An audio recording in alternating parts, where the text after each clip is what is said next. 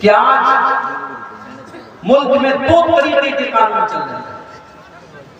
ایک جرم ایک کمیونٹی کا انسان کرتا ہے اس کے اوپر بہت ہلکا کیس ہوتا ہے, پولیس اور پرشاسن اس کو لے کر کے بہت زیادہ ٹائٹ نہیں ہوتا. وہی جرم اور وہی کام اگر دوسری کمیونٹی کا کوئی انسان کرتا ہے, اور میں کھل کے کہوں اگر وہی کام مسلمان اگر کرتا ہے تو بہت بڑا بات ہے. اور اب تو حالات یہ ہے کہ شاید دنیا کی تاریخ میں کبھی ایسا انصاف نہیں دیکھا گیا کہ جرم کوئی کرے اور اس کی سزا اس کے پورے گھر والوں کو, اس کے چھوٹے چھوٹے بچوں کو بے گھر کر دیا جائے, اس کے گھر کی عورتوں کو بے گھر کر دیا جائے.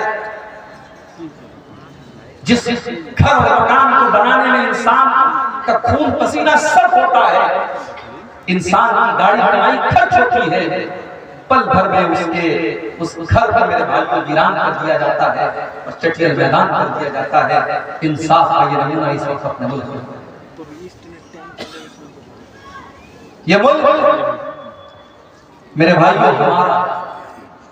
اور کسی شاعر نے بڑی سچی بات کہی تھی, ہم خون کی قسطیں تو کئی دے چکے لیکن اے عرض وطن قرض تیرا اب بھی ادا نہیں ہوتا, اے عرض وطن اب بھی تیرا قرض ادا نہیں ہو رہا ہے. ہم خون کی بہت ساری قسطیں تیرے اوپر نچھاور کر چکے ہیں. بہت سارے ہمارے, کوئی بریگیڈیئر عثمان تھا, کوئی کیپٹن عبدالحمید تھا, اور کوئی ہمارا کتنے ہمارے مسلمانوں کے نوجوان سرحدوں پر جنہوں نے اپنی جانیں گنوا دی اس ملک کی حفاظت کے لیے. اور آج اس ملک میں اس مسلمان سے یہ کہا جائے کہ ملک تیرا نہیں ہے, اس ملک میں تیرا کوئی کام نہیں ہے, تو آزاد نہیں دے سکتا, تو نماز نہیں پڑھ سکتا, تو اپنے دین اور ایمان پر قائم نہیں رہ سکتا. یہ سوال آج مسلمان سے میرے بھائی کو بڑی نازک کھڑی ہے. ذرا تاریخ کے پڑھنے اٹھو, 1400 سال پہلے چلو, ابھی محمد رسول اللہ عرب کی دھرتی پر نہیں آئے ہیں, ابھی اللہ کے آخری نبی دنیا میں ان کا جنم نہیں ہوا ہے. آپ کے جنم سے 40 یا 50 دن پہلے یمن کا ایک بادشاہ ہے, اس کا نام ابرہہ ہے. اس کو معلوم ہوا کہ عرب کی دھرتی پر خانہ کعبہ نام کی بلڈنگ ہے, عمارت ہے, اور اس خانہ کعبہ کا طواف لوگ کرتے ہیں, لوگ حج کرتے ہیں, لوگ عمرہ کرتے ہیں. اس نے اپنے یمن کی راجدھانی صنعا کے اندر بہت بڑا اس نے عمارت بنوائی, اسٹرکچر بنایا, اور حکم دیا کہ آج کے بعد یمن کے لوگ ان کو حج کرنا ہوگا, ان کو عمرہ کرنا ہوگا, وہ خانہ کعبہ نہیں جائیں گے, وہ مکہ نہیں جائیں گے, وہ میرے اس بنائے ہوئے گھر کا طواف کریں گے. اور یہاں وہ ابراہیم عیسائی تھا, کرسچن, لیکن خانہ کعبہ کا احترام ان مشرکوں کے دل میں بھی تھا. وہ مشرک تھے, وہ بتوں کے پجاری تھے, مگر خانہ کعبہ کے بارے میں ان کا یہ عقیدہ تھا کہ اللہ کی عبادت کا پہلا گھر ہے. جو ابراہیم علیہ السلام نے اس گھر کو بنایا ہے, اور ابراہیم علیہ السلام سے پہلے بھی یہ گھر موجود تھا, یہ دھرتی پر اللہ کی عبادت کا پہلا گھر ہے. لوگوں نے ابرہہ کے بنائے ہوئے اس نقلی کعبہ کا طواف کرنا تو بڑی دور کی بات ہے, اور اس کی زیارت کرنا تو بڑی دور کی بات ہے. لوگوں نے انہیں انسلٹ کی کہ اس عمارت کے اندر جا کر کے انہوں نے پاخانہ کر دیا, پیشاب کر دیا, گندگی. ابرہہ کو غصہ آیا, اس نے یہ نہیں پتا کروایا اس میرے بنائے ہوئے اسٹرکچر میں کس نے پاخانہ کیا, کس نے پیشاب کیا, کس نے گندگی کی. اس نے کہا کہ اب میں خانہ کعبہ کو ہی مٹا ڈالوں, نہ رہے گا پاس. اس نے بہت بڑا لشکر تیار کیا, اور شاید دنیا کے اتہاس کا اور دنیا کی تاریخ کے یہ پہلا لشکر تھا اس لشکر میں ہاتھیوں کو استعمال کیا. ابرہہ کو بہت بڑے ہاتھی پر سوار ہو کے آیا تھا, اور دنیا کی نظروں نے دیکھا کہ یمن کا یہ بادشاہ اپنے ہاتھیوں کے ساتھ خانہ کعبہ پر حملہ کرنے کے لیے یمن سے نکلا تھا. اور جب مکہ کی سرحدوں میں داخل ہوا, اس کے سپاہیوں نے کچھ اونٹوں کو پکڑ لیا, کچھ اونٹ تھے وہاں پر, ان اونٹوں کو پکڑ لیا اور ان اونٹوں کو اپنا بنا لیا. وہ اونٹ کس کے تھے؟ وہ اللہ کے رسول کے دادا عبد المطلب کے تھے۔ عبد المطلب کو پتا چلا ابرہہ کے سپاہیوں نے میرے اونٹوں کو پکڑ لیا ہے۔ عبد المطلب آتے ہیں اور ابرہہ سے کہتے ہیں ابرہہ میرے اونٹ مجھے واپس کر دو۔ ابرہہ کو معلوم تھا عبد المطلب خانہ کعبہ کی متولی ہے، خانہ کعبہ کی چابی ان کے پاس رہتی ہے۔ اے عبد المطلب میں تمہیں بہت نیک انسان، بہت اچھا انسان سمجھتا تھا، تم تو بہت میرے معیار سے بہت کم کر نکلے۔ اے عبد المطلب تمہیں معلوم ہے میں یمن سے چل کر کے تمہارے خانہ کعبہ کو گرانے آیا ہوں، جس خانہ کعبہ کو تم اللہ کا گھر مانتے ہو، جس خانہ کعبہ کو تم اتنا احترام کرتے ہو کہ تم اس کا طواف کرتے ہو اور حج اور عمرہ کرتے ہو۔ اے عبد المطلب اس خانہ کعبہ کی تم کو کوئی چنتا نہیں ہے اور تم اپنے اونٹوں کو میرے پاس لینے کے لیے آئے ہو، اس کا مطلب یہ ہوا کہ تمہیں اپنے اونٹوں سے زیادہ پیار ہے، تمہیں خانہ کعبہ سے کوئی پیار نہیں۔ اب ذرا جواب سننا عبد المطلب مسلمان نہیں تھے، اسی اپنے خاندان کے مذہب پر تھے، اپنے باپ دادا کے مذہب پر تھے، بت پرستی والے مذہب پر تھے، اسلام پر نہیں تھے، لیکن انہوں نے جو جواب دیا وہ جواب بڑا بات کہا کہ اے کہا میں اونٹوں کا مالک ہوں، اونٹوں کی حفاظت میرے ذمہ تھی، اس لیے میں اپنا اونٹ لینے آیا۔ جہاں تک خانہ کعبہ کی بات ہے ان لہ ربا یحمیہ، اس خانہ کعبہ کا ایک پروردگار ہے، ایک رب ہے، وہ اپنے گھر کی حفاظت کرنا جانتا ہے، مجھے اس کی چنتا کرنے کی ضرورت ہے۔ اور پھر چشم فلک نے وہ منظر میں دیکھا، ابرہہ اپنے ہاتھوں سے جب اشارہ کرتا ہے، ہاتھی شام کے رخ کرنے کے لیے تیار ہے، ہاتھی جو ہے یمن کی طرف واپس جانے کے لیے تیار ہے، ہاتھی تینوں ڈائریکشن میں جانے کے لیے تیار ہے، مگر ہاتھی کو جب یہ کہا جاتا ہے کہ خانہ کعبہ کی طرف چل، ہاتھی ایک انچ چلنے کے لیے تیار ہے، ایک انچ ہاتھی آگے بڑھنے کے لیے تیار ہے۔ اس کے بعد دنیا کی نظروں نے یہ دیکھا ہاتھیوں پر آئے ہوئے اس لشکر کا خاتمہ کرنے کے لیے اللہ تعالیٰ نے بارود نہیں برسایا، اللہ تعالیٰ نے توپ کے گولے نہیں برسائے، اللہ تعالیٰ نے فرشتوں کی فوج کو نہیں بھیجا، بلکہ اللہ نے کیسے اپنا عذاب نازل فرمایا، أَلَمْ تَرَ كَيْفَ فَعَلَ رَبُّكَ بِأَصْحَابِ الْفِيلِ۔ اے نبی کیا آپ نے دیکھا کہ اللہ تعالیٰ نے ہاتھی والوں کے ساتھ کیا کیا؟ أَلَمْ يَجْعَلْ كَيْدَهُمْ فِي تَضْلِيلٍ۔ اے نبی وہ تو بہت بڑی بڑی چالیں اور بہت بڑی بڑی پلاننگ بنا کر کے آئے تھے، اللہ نے ان کی ساری پلاننگ کو ناکام کر دیا۔ وَأَرْسَلَ عَلَيْهِمُ الطَّيْرَ أَبَابِيلَ، اور اللہ تعالیٰ نے ان کے اوپر چڑیوں کا جھنڈ بھیج دیا، چھوٹی چھوٹی چڑیاں ان کے اوپر بھیج دی، ترمیہم بحجارہ، جو اپنے چونچ میں اور اپنے پنجوں میں چھوٹی چھوٹی چنے کے برابر کی کنکریاں ان کے اوپر گراتی چلی جاتی تھی، اور وہ چھوٹی چھوٹی کنکریاں ایٹم بم بن کر کے ان کے اوپر برستی چلی جاتی تھی، جس کے اوپر وہ پتھر گرتا تھا، وہ کنکری گرتی تھی، وہ وہیں پر مر کر کے ختم ہو جاتا تھا۔ فَجَعَلَهُ كَعَصْفٍ مَّأْكُولٍ، اللہ تعالیٰ کے حکم سے وہ اتنے بدبختی کے ساتھ ان کا خاتمہ ہوا، کعصف مأکول، جیسے کھایا ہوا چارہ ہو، جیسے گائے اور بکری کو آپ نے دیکھا ہوگا جب وہ چارہ کو کھا لیتا ہے اور کبھی کبھی اس کے منہ سے وہ بچا ہوا چارہ نکلتا ہے، اس چارے کی طرح ان کی ڈیڈ باڈی پڑی تھی، ان کی سڑی ہوئی لاشیں پڑی تھی، ان کی ٹوٹی پھوٹی لاشیں تھی۔ اللہ کو اپنے گھر کو بچانا تھا تو اس نے پرندوں کو بھیجا تھا، چھوٹی چھوٹی چڑیوں کو۔ میرے بھائیوں آج کیوں نہیں آ رہا ہے پرندوں کا لشکر؟ آج کیوں نہیں آ رہی اللہ کی مدد؟ کیا یہ سوال ہمارے اور آپ کے دماغ میں نہیں پیدا ہے؟ بالکل پیدا ہے۔ اور جو نظم میں نے پڑھی ابھی آپ کے سامنے خطبے کے بعد، اس نظم کے آخری شعر میں بھی یہی شکوہ کیا ہے شورش کا شامل۔ حق پرستوں کی اگر کی تو نے دل جوئی نہیں، تانا دیں گے بت کے مسلم کا خدا کوئی نہیں۔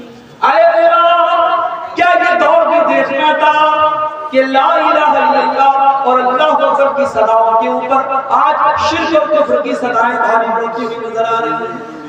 اے اللہ، آج تیرے گھر کے اوپر، تیری مسجد کے اوپر، تیری عبادت خانے کے اوپر اللہ شرک کے اڈے بنائے جا رہے ہیں، اے اللہ بتخانے بنائے جا رہے ہیں۔ اے اللہ، کیا یہ دل بھی دیکھنا تھا حق پرستوں کی؟ اے اللہ، اگر تم نے مدد نہ کی، کل دنیا کہے گی مسلمانوں تمہارا خدا کہاں چلا گیا؟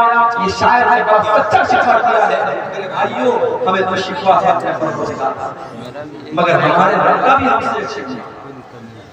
اور آج یہی میرا موضوع ہے کہ اللہ کی مدد کیوں نہیں آ رہی؟ کون سی ایسی چیزیں ہیں جس کی وجہ سے آج اللہ کی مدد نہیں آ رہی ہے؟ دعاؤں میں تو کوئی کمی نہیں ہو رہی، یہاں سے لے کر مکے تک دعائیں ہو رہی ہیں، امام حرم دعا کر رہے ہیں، تہجد میں نہ جانے کتنے مسلمان دعائیں کر رہے ہیں، دعائیں تو بہت ہو رہی ہیں، دعاؤں میں اثر کیوں نہیں ہے؟ میرے بھائیوں، اللہ کی مدد کیوں نہیں ہے؟ اس سوال کا جواب قرآن میں جو آیت کریمہ میں نے آپ کے سامنے پڑھی ہے، سورہ محمد کی آیت ہے، اور اللہ تعالیٰ اس آیت میں اپنے نبی کے صحابہ سے کہہ رہا ہے، یا ایھا الذین آمنوا ان تنصروا اللہ ینصرکم ویثبت اقدامکم۔ اے ایمان والو، اگر تم اللہ کی مدد کرو گے، اب یہاں ایک چیز اور نوٹ کرو، ہماری اتنی اوقات نہیں کہ اللہ کی مدد کریں، نہ اللہ کی مدد کا مطلب کیا ہے بھائی؟ اللہ کیا ہماری مدد کا محتاج ہے؟ نہیں، مدد تو چھوڑ دو، اگر کوئی نمازی، کوئی زکات دینے والا، کوئی روزہ رکھنے والا، کوئی حج کرنے والا، کوئی عمرہ کرنے والا اگر یہ سمجھتا ہے کہ اس کی عبادت سے اللہ کو کوئی فائدہ پہنچ رہا ہے، اللہ کو کوئی بھلا ہو رہا ہے، یا اللہ کو کوئی فیض پہنچا رہا ہے، اپنے دماغ سے یہ کیڑا نکالے۔ اللہ کے نبی فرماتے ہیں، اللہ تعالیٰ کہتا ہے، یا عبادی، اے میرے بندو، لو ان اولکم وآخرکم وانسکم وجنکم کانوا علی اتقى قلب رجل واحد منکم۔ اے میرے بندو، جتنے انسان ہیں اور جتنے جنات ہیں اور جتنے پہلے کے لوگ ہیں اور جتنے بعد کے لوگ ہیں، سارے کے سارے لوگ اگر متقی بن جائیں، پرہیزگار بن جائیں، اللہ سے ڈرنے والے بن جائیں، دنیا میں سب سے نیک انسان کے جیسے بن جائیں، اللہ فرماتا ہے ما زاد فی ملکی شیئا۔ اے میرے بندو، تم سب کے سب متقی اور پرہیزگار بن جاؤ، پھر بھی میری سلطنت میں کوئی اضافہ ہونے والا نہیں ہے۔ اور اے میرے بندو، کان کھول کر کے سن لو، جتنے آدم کی اولاد ہیں اور جتنے جنات ہیں اور جتنے پہلے کے لوگ ہیں اور جتنے باپ کے لوگ ہیں، سب کے سب میرے نافرمان ہو جائیں، سب کے سب اللہ کی نافرمانی کرنے لگے، گناہ کرنے لگے، ما نقص من ملکی شیئا، میری حکومت میں، میری سلطنت میں، میری بادشاہت میں کوئی کمی آنے والی نہیں ہے، اللہ کو کوئی فائدہ نہیں۔ اور ہماری اتنی اوقات میں کم اللہ کا مدد کر سکتے۔ تب اس آیت کا کیا مطلب ہے؟ یا ایھا الذین آمنوا، اے ایمان والو، ان تنصروا اللہ ینصرکم، اگر تم اللہ کی عبادت کرو گے، اگر تم اللہ کی مدد کرو گے، اللہ تمہاری مدد کرے گا۔ یہاں اللہ کی مدد سے مراد کیا ہے؟ اللہ کے دین کی مدد، اللہ کے دین کی مدد۔ اگر تم اللہ کے دین کی مدد کرو گے، اگر تم اسلام کی مدد کرو گے، اگر تم اسلام کی حفاظت کرو گے، اگر تم اللہ کے دین کا تعاون کرو گے، اگر اپنے طاقت کے ذریعے، اپنے مال کے ذریعے، اپنے علم کے ذریعے، اپنے جسم کے ذریعے تم اللہ کے دین کی مدد کرو گے، اللہ تمہاری مدد کرے گا۔ اب ذرا مجھے ایک سوال کا جواب دو۔ ڈھول بجا اس گاؤں کا نام ہے۔ میرے بھائیوں، ذرا اپنے دلوں پر ہاتھ رکھ کے بتانا، صبح آنکھ کھلتی ہے تب سے لے کر رات میں بستر پہ جانے کے ٹائم تک ذرا غور کرنا، ہر شخص غور کرے، ہم اللہ کے دین کی کتنی مدد کرتے ہیں، ہماری ذات کے ذریعے اللہ کے دین کو کیا ملا؟ اپنے لیے تو بہت کچھ ہم نے کر لیا، بچوں کے لیے بہت کچھ کر لیا، بیوی کے لیے بہت کچھ کر لیا، گھر والوں کے لیے بہت کچھ کر لیا، ہمارے 24 گھنٹوں میں ہم نے اللہ کے دین کے لیے کیا کیا، کتنے منٹ ہم نے خرچ کیا، کتنا پیسہ ہم نے خرچ کیا، کتنی انرجی ہم نے خرچ کی۔ میرے بھائیوں، اللہ کی مدد ایسے نہیں آئے گی۔ ان تنصروا اللہ ینصرکم، جب تم اللہ کی مدد کرو گے اللہ تمہاری مدد کرے گا، اور اللہ تمہاری مدد ہی نہیں کرے گا وَيُثَبِّتْ أَقْدَامَكُمْ، بڑے سے بڑی سپر پاور تمہارے سامنے آ جائے، بڑے سے بڑے ہتھیار تمہارے سامنے آ جائے، تمہارے پیر کے اندر کبھی لرزش نہیں آئے گی، اللہ تمہارے قدم کو جمع کر کے رکھ دے گا۔ اور یہی فرق ہے میرے بھائیوں ہمارے بیچ اور نبی کے صحابہ کا۔ نبی کے صحابہ اللہ کے دین کی مدد کے لیے ہر وقت تیار ہیں۔ ذرا جنگ احد کا منظر دیکھو میرے بھائیوں، جنگ احد میں چند مسلمانوں کی غلطی سے جیتی ہوئی جنگ ہار گئے مسلمان، اور سارا پاسا پلٹ گیا، اللہ کے پیارے نبی زخمی ہو گئے۔ اصل میں بار بار یہ جو بھائی اس کی وجہ سے دباؤ مدد ہو جاتا ہے، اس کا کیا ہے یا تو اس کو بار بار پڑھتے ہیں۔ جنگ کا پاسا پلٹ گیا اور جیتی ہوئی جنگ مسلمان ہار گئے۔ بڑے غور سے سننا میرے بھائی، جب مسلمان ہار گئے، اللہ کے نبی زخمی ہوئے، آپ کا چہرہ لہو لہاب ہو گیا، اور 70 صحابہ کرام بھی شہید ہو گئے۔ یہ سب کچھ کب ہوا؟ جنگ احد کے اندر، غزوہ احد کے اندر نبی موجود ہیں، اور اس دنیا کے سب سے بہترین لوگ یعنی مسلمان صحابہ کرام موجود ہیں، اس کے باوجود صحابہ کرام کے رہتے ہوئے اور نبی کے رہتے ہوئے یہ جنگ مسلمان ہار گئے۔ آج ہمیں اور آپ کو کیا لگتا ہے؟ ارے بھائی ایسا کیسے ہو سکتا ہے؟ جب ہم اللہ کے ماننے والے، اللہ کے دین پر چلنے والے، ایسا کیسے پاسبل ہے؟ ہماری مسجدوں کے ساتھ کوئی غلط کیسے کر سکتا ہے؟ ہماری مسجدوں پر کوئی انیائی کیسے ہو سکتا ہے؟ یہ تو اللہ کی عبادت کا گھر ہے۔ ہمیں ایسا لگتا ہے کہ سوال پیدا ہوتا ہے۔ اب ذرا سوچو میرے بھائی، ہم تو بڑے گرے بڑے مسلمان ہیں، ہم لوگ تو بڑے گنہگار مسلمان ہیں، سر سے پیر تک گناہوں میں لپٹ ہیں۔ سوچو جب صحابہ کے دور میں یہ حالت ہوئی ہے، ایک غلطی، صرف ایک غلطی کی ہے صحابہ نے، چند صحابہ نے، جن کو اللہ کے نبی نے تعینات کیا تھا پہاڑی کے اوپر یہاں سے ہٹنا نہیں، 50 لوگوں کو تعینات کیا تھا، اور جب جنگ مسلمان جیت گئے اور مال غنیمت کو حاصل کرنے لگے تو ان 50 میں سے 40 صحابہ وہاں سے ہٹ گئے اور صرف 10 لوگ بچے، اور خالد بن ولید رضی اللہ تعالیٰ عنہ جو بھی مسلمان نہیں ہوئے تھے، انہوں نے پیچھے سے حملہ کر کے جیتی ہوئی جنگ کا پاسا پلٹ دیا اور مسلمان جنگ گئے۔ ایک غلطی کی وجہ سے مسلمان یہ جنگ ہار گئے۔ اس کے بعد جب مسلمان مدینہ آئے، پتہ چلا کہ مشرکین مکہ بہت بڑا لشکر لے کر کے دوبارہ حملہ کرنے والے اور مدینہ کو ختم کرنا چاہتے ہیں، اور مدینہ کے سارے مسلمانوں کو ختم کرنا چاہتے ہیں۔ اللہ کے نبی نے اپنے صحابہ سے کہا، اے میرے صحابہ، ہم دشمن کا ویٹ نہیں کریں گے، ہم دشمن کا انتظار نہیں کریں گے، اے میرے صحابہ، ہم دشمن کا آگے بڑھ کر کے مقابلہ کریں گے۔ صحابہ کرام نے کہا، اللہ کے نبی ہم زخمی ہیں، تمہارے بدن سے خون بہ رہا ہے، تمہاری تو ہڈ پٹی بھی ابھی ڈھنکی نہیں ہوئی ہے۔ آپ نے فرمایا، اے میرے صحابہ، ہم کسی چیز کا انتظار نہیں کریں گے، ہم اسی حال میں دشمن کا مقابلہ کرنے کے لیے جانیں گے۔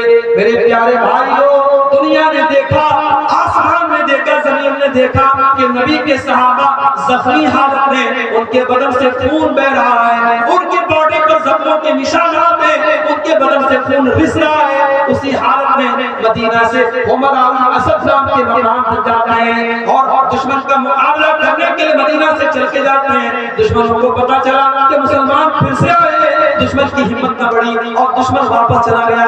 قرآن کریم میں اللہ اس کا تذکرہ کرتے ہوئے فرماتا ہے، للذین احسنوا من بعد ما اصابهم القرح۔ اے میرے نبی، آپ کے صحابہ تو اتنے بڑے ایمان والے ہیں کہ زخمی ہونے کے باوجود اور بدن سے خون بہنے کے باوجود اللہ کا حکم آیا تو لڑنے کے لیے تیار ہو گئے۔ یہ تھے نبی کے صحابہ، وہ نبی کے لیے، اللہ کے دین کے لیے، اپنے نبی کے دفاع کے لیے، اپنے دین کے ڈیفنس کے لیے ہر وقت تیار رہتے تھے میرے بھائی۔ اور اسی لیے قرآن کہتا ہے، یا ایھا الذین آمنوا ان تنصروا اللہ ینصرکم۔ اے ایمان والو، جب تم اللہ کی مدد کرو گے اللہ تمہاری مدد کرے گا۔ آج تو حالت یہ ہے 100 روپیہ چندہ دینے کی حیثیت رکھنے والا 10 روپیہ بڑی مشکل سے. کبھی غور کرنا، ریسٹورنٹ میں 10 کی نوٹ آپ کو بہت کم ملے گی، شراب کے اڈوں پر 10 کی نوٹ بہت کم ملے گی، زنا کے اڈوں پر 10 کی نوٹ بہت کم ملے گی. مسجد کی پیٹی میں دیکھنا 10 کی نوٹ بہت کم. جو سب سے چھوٹا اماؤنٹ ہوتا ہے وہ ہم مسجدوں میں دیتے ہیں، مدرسے میں دیتے ہیں. ہمارے یہاں سائنس پڑھانے والا ٹیچر آئے ہم 2000 روپے مہینہ دیں، میتھ پڑھانے والا ٹیچر آئے ہم 3000 روپے مہینہ دیں، ہندی اور انگلش پڑھانے والے کو 1000 روپے مہینہ دیں. اور بیچارے مولوی صاحب اور حافظ صاحب قرآن پڑھانے کے لیے آئیں گے تو ہم مول بھاؤ کریں گے، حافظ صاحب 500 روپیہ لے لیجیے. قرآن اور دین کے علم کی ویلو ہم نے گھٹا کے رکھی ہے. انگلش میڈیم کے نام پر ہماری جیبوں سے 2-2000 روپے فیس نکل جاتی ہے، اور مدرسے میں کئی 100 روپے فیس لگ جائے تو ہم کھانا مارتے صاحب مدرسے والے بھی 100 روپے فیس مارتے. دین کی ویلو کو ہم نے کم کر دیا، دین کی اہمیت ہماری نظروں میں ہم نے تبدیل کر دیا، اور آج حالات یہ ہے دین کو ساری دنیا میں تماشا بنا کر. میرے پیارے ساتھیوں، جنگ تبوک کا موقع یاد کرو، جنگ تبوک کا موقع یاد کرو. گرمی کا موسم ہے، مئی جون کا مہینہ ہے، کھجوروں کے پکنے کا ٹائم ہے. اللہ کے نبی اپنے صحابہ سے کہتے ہیں اے میرے صحابہ ہم کو تبوک کے لیے جانا ہے، ہم کو 700 کلومیٹر لمبا سفر کرنا ہے. اے میرے صحابہ میرے پاس ہتھیار نہیں ہے، میرے پاس سواری نہیں ہے. اے میرے صحابہ تم تعاون کرو، تم دان دو، تم چندہ دو. اے میرے صحابہ میں تمہیں جنت کی گارنٹی دیتا ہوں. صحابہ کرام نے اپنی اپنی حیثیت کے مطابق، اپنی اپنی طاقت کے مطابق بڑھ چڑھ کر کے تعاون کرنا شروع کیا. عثمان غنی نے بہت سارے اونٹ بھی دے دیے، بہت سارے گھوڑے بھی دے دیے، اور 1000 سونے کے سکے بھی دے دیے. بہت سارے صحابہ غریب تھے، مزدور تھے، مزدوری کیا کرتے تھے. کوئی 1 مٹھی، کوئی 2 مٹھی گیہوں لا رہا ہے، جو لا رہا ہے. اے اللہ کے پیارے نبی میں یہ محنت کر کے مزدوری کر کے یہ لایا. اے اللہ کے نبی اس کو لے لیجیے. اللہ کے نبی سب کا چندہ لے لیتے تھے، سب کا ٹکران لے لیتے تھے. اتنے میں حضرت عمر فاروق ان کے دل میں تمنا پیدا کی. ہمیشہ نیکی کے معاملے میں ابو بکر کا نمبر سب سے آگے ہے. آج عمر کا نمبر آگے رہے گا، آج عمر آگے رہے گا. عمر فاروق اپنے گھر آتے ہیں، اپنے سارے گھر کے مال کو اکٹھا کرتے ہیں اور سارے مال کو 2 حصوں میں ڈیوائیڈ کرتے ہیں، اور آدھے مال کو گھر چھوڑتے ہیں اور آدھے مال کو بورے میں پیکٹ میں پیک کرتے ہیں اور نبی اکرم کے پاس لا کے رکھ دیتے ہیں. اللہ کے نبی پوچھتے ہیں ماں اب بیت لأہلک، اے عمر گھر والوں کے لیے تو چھوڑ کے آئے ہو کہ نہیں آئے ہو؟ حضرت عمر کہتے ہیں اے اللہ کے نبی آپ فکر نہ کریں، اب بیت لہم نصف، میں آدھا لایا ہوں اور آدھا چھوڑ کے لایا ہوں، آدھا لایا ہوں آدھا چھوڑ کے لایا ہوں، آپ چنتا نہ کریں. اب حضرت عمر انتظار کر رہے تھے. اب دیکھیں ابو بکر سے کیا لایا. حضرت ابو بکر بھی تھوڑی دیر میں آئے، انہوں نے بھی اپنے سامان کا جھولا لا کر کے رکھ دیا. نبی نے پوچھا ماں اب بیت لأہلک، اے ابو بکر تم نے گھر والوں کے لیے کیا چھوڑا ہے؟ وہ لوگوں ابو بکر کی زبان پر کیا جواب آیا؟ ابو بکر کی زبان پر کیا جواب آیا؟ شاعر کہتا ہے نبی نے جو پوچھا کہ کیا ساتھ لائے تو صدیق اکبر کے ہونٹوں پہ آیا وہاں مال و دولت کی کیا ہے حقیقت، جہاں جان ڈالنے کو دل چاہتا ہے. ابو بکر صدیق کہتے ہیں اب بیت لہم اللہ ورسولہ، اے اللہ کے نبی میں اپنے گھر والوں کے لیے اللہ کو چھوڑ کے آیا ہوں، اس کے رسول کو چھوڑ کے آیا ہوں. اے اللہ کے نبی نے گھر میں کچھ بھی نہیں چھوڑا، میں نے گھر میں جھاڑو لگا دیا، میں سب لے کے آیا ہوں. آج اللہ کے دین کو میرے مال کی ضرورت ہے. اے اللہ کے نبی اب میں اپنے گھر میں کچھ چھوڑ کے نہیں. یہ نبی کے ساتھ میری پیاری ماں و بہنوں، آج وہ جذبہ ہمارے یہاں اللہ کی مدد کہاں سے آئے گی؟ ہماری زندگیوں میں دین کی کوئی حیثیت نہیں. ہماری 24 گھنٹے میں ہم اگر غور کریں ہم دین کے لیے کتنی محنت کر رہے ہیں اور دین کے لیے ہم کیا کر رہے ہیں میرے بھائیوں؟ ہم کچھ نہیں کر رہے ہیں. اللہ کا وعدہ تو سیدھا سیدھا ہے ان تنصروا اللہ ینصرکم، جب تم اللہ کے دین کی مدد کرو گے اللہ تمہاری مدد کرے گا. غزوہ احد کا وہ منظر بھی یاد کرو. ایک عورت آتی ہے بتایا گیا تیرا بھائی شہید ہو گیا، تیرا باپ شہید ہو گیا ہے، تیرا شوہر شہید ہو گیا ہے۔ باپ کے مرنے کی خبر سنی، بھائی کے مرنے کی خبر سنی، شوہر کے مرنے کی خبر سنی، ساری مصیبتوں پر صبر کر لیا، اور پھر کہتی ہے وہ لوگوں ٹھیک ہے، میرے باپ کا انتقال ہو گیا، میرا بھائی شہید ہو گیا، میرا شوہر شہید ہو گیا، مجھے یہ بتاؤ کہ اللہ کے رسول کا کیا حال ہے؟ لوگوں نے کہا اللہ کے رسول بالکل صحیح سلامت ہے۔ اس نے کہا نہیں، جب تک میں اپنے نبی کا دیدار نہ کر لوں، جب تک میں اپنے نبی کو دیکھ نہ لوں، مجھے چین نہیں مل سکتا۔ لوگوں نے دیدار کرایا، لوگوں نے دکھایا، دیکھو یہ اللہ کے نبی ہے۔ جب اللہ کے نبی کو دیکھتی ہے تو کیا کہتی ہے؟ کل مصیبت بعدک جلل یا رسول اللہ، اے اللہ کے نبی آپ کے رہتے ہوئے ساری مصیبتیں میرے لیے آسان ہیں۔ اے اللہ کے نبی آپ زندہ ہیں، آپ صحیح سلامت ہیں، مجھے باپ کے جانے کا، مجھے بھائی کے جانے کا، مجھے شوہر کے جانے کا کوئی دکھ نہیں ہے۔ اللہ کے دین کے لیے اپنا سب کچھ قربان کرنے کا جذبہ تھا میرے بھائیوں، صحابہ کے اندر۔ وہ جذبہ ہمارے اندر نہیں ہے، جب تک یہ جذبہ ہم پیدا نہیں کریں گے ہم اور آپ اللہ کی مدد کے حقدار نہیں ہو سکتے۔ آج تو حالت یہ ہے، نوجوان ہے، پیسہ کما رہا ہے، اچھا پیسہ کما رہا ہے، بلڈر ہے، اچھی کھیتی باڑی ہے، اس کے پاس لاکھوں کا مالک ہے، اس سے کہو بھائی حج کر لے، عمرہ کر لے، کہتا ہے مولوی صاحب ابھی کتنی عمر ہے، ابھی 40 سال کا ہوں، حج کر لوں گا داڑھی رکھنی پڑ جائے گا، حج کر لوں گا 5 ٹائم کی نماز پڑھنی پڑے گی، حج کر لوں گا چوری بے ایمانی نہیں کر پاؤں گا، لوگ کہیں گے حاجی صاحب کو ایسے کام کرتا ہے۔ ابھی تھوڑا گلچھن میں اڑا لے گا، 50-60 سال کے ہو جائیں گے، پھر حج بھی کر لیں گے، عمرہ بھی کر لیں گے۔ مجھے بتاؤ 40 سال والوں، کیا تم لکھوا کے لائے ہو کہ تم 50 سال تک زندہ ہو؟ کیا اس بات کی گارنٹی ہے کہ تمہیں آئندہ کوئی بڑی بیماری نہیں؟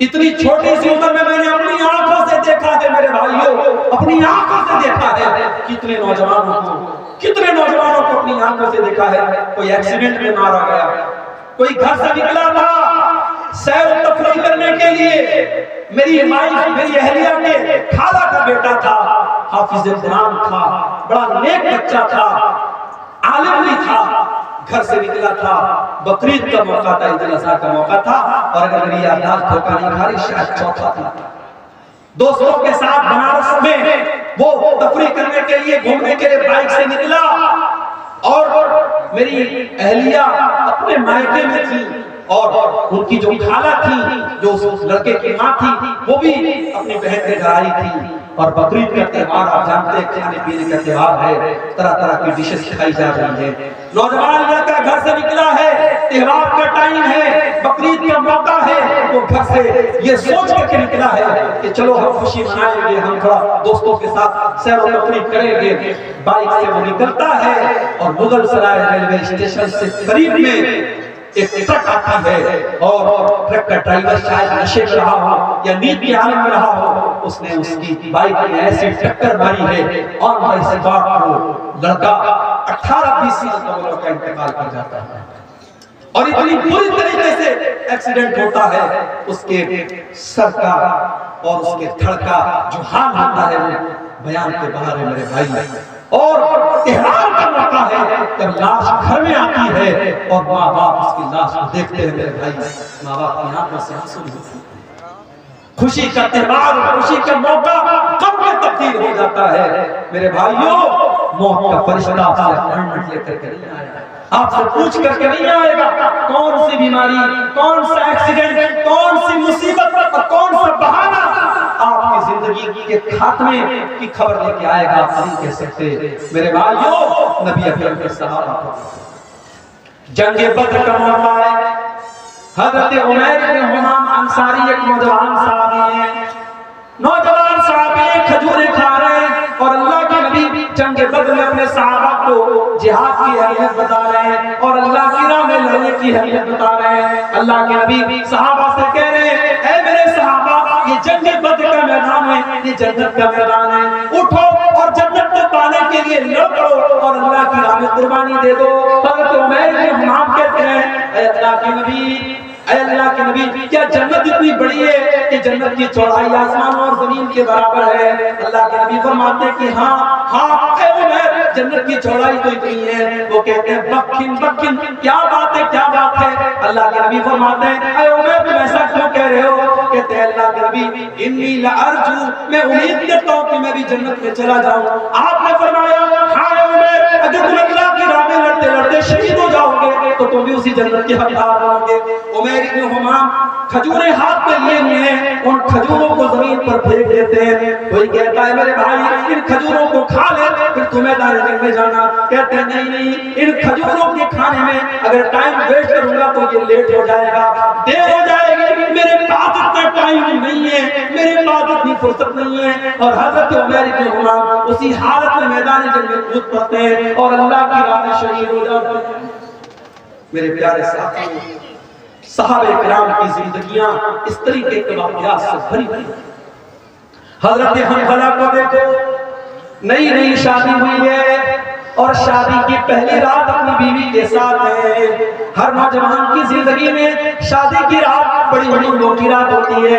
حضرت حنظلہ اپنی بیوی کے ساتھ ہے، شادی کی پہلی رات ہے اور صبح ہوتی ہے اور اللہ کے نبی کی طرف سے جہاد کا اعلان ہوتا ہے، جنگ کے میدان میں جانے کا اعلان ہوتا ہے۔ حضرت حنظلہ اپنی بیوی سے کہتے ہیں اے میری بیوی مجھے جنگ کے میدان میں جانا پڑے گا، اللہ کے نبی کی طرف سے منادی ہو چکی ہے، اعلان ہو چکا ہے۔ اس زمانے کی عورتیں بھی کیسی عورتیں تھیں، آج کے دور کی عورتیں دین کے نام پر کوئی غیرت نہیں ہوتی۔ شوہر اگر دین کے نام پر اپنی بیوی سے کسی قربانی کا مطالبہ کرے تو بیوی دین کے نام پر کوئی قربانی دینے کو تیار ہے، دنیا کے نام پر ہر قربانی تیار ہے۔ ابھی میں بھاگلپور سے پورنیہ آ رہا تھا، 4-5 نوجوان آپ اسی پورنیہ کے کوئی بھائی سے کہہ کر کہیں کا ہے، دیکھا سب ممبئی سے آ رہے ہیں۔ ممبئی سے کہنے لگے مولوی صاحب ہم لوگ ممبئی میں رہتے ہیں، وہاں کام کرتے ہیں اور مہینوں کے سالوں کے بعد ہم اپنے وطن کو لوٹ رہے ہیں، ڈھیر سارا سامان لے کے۔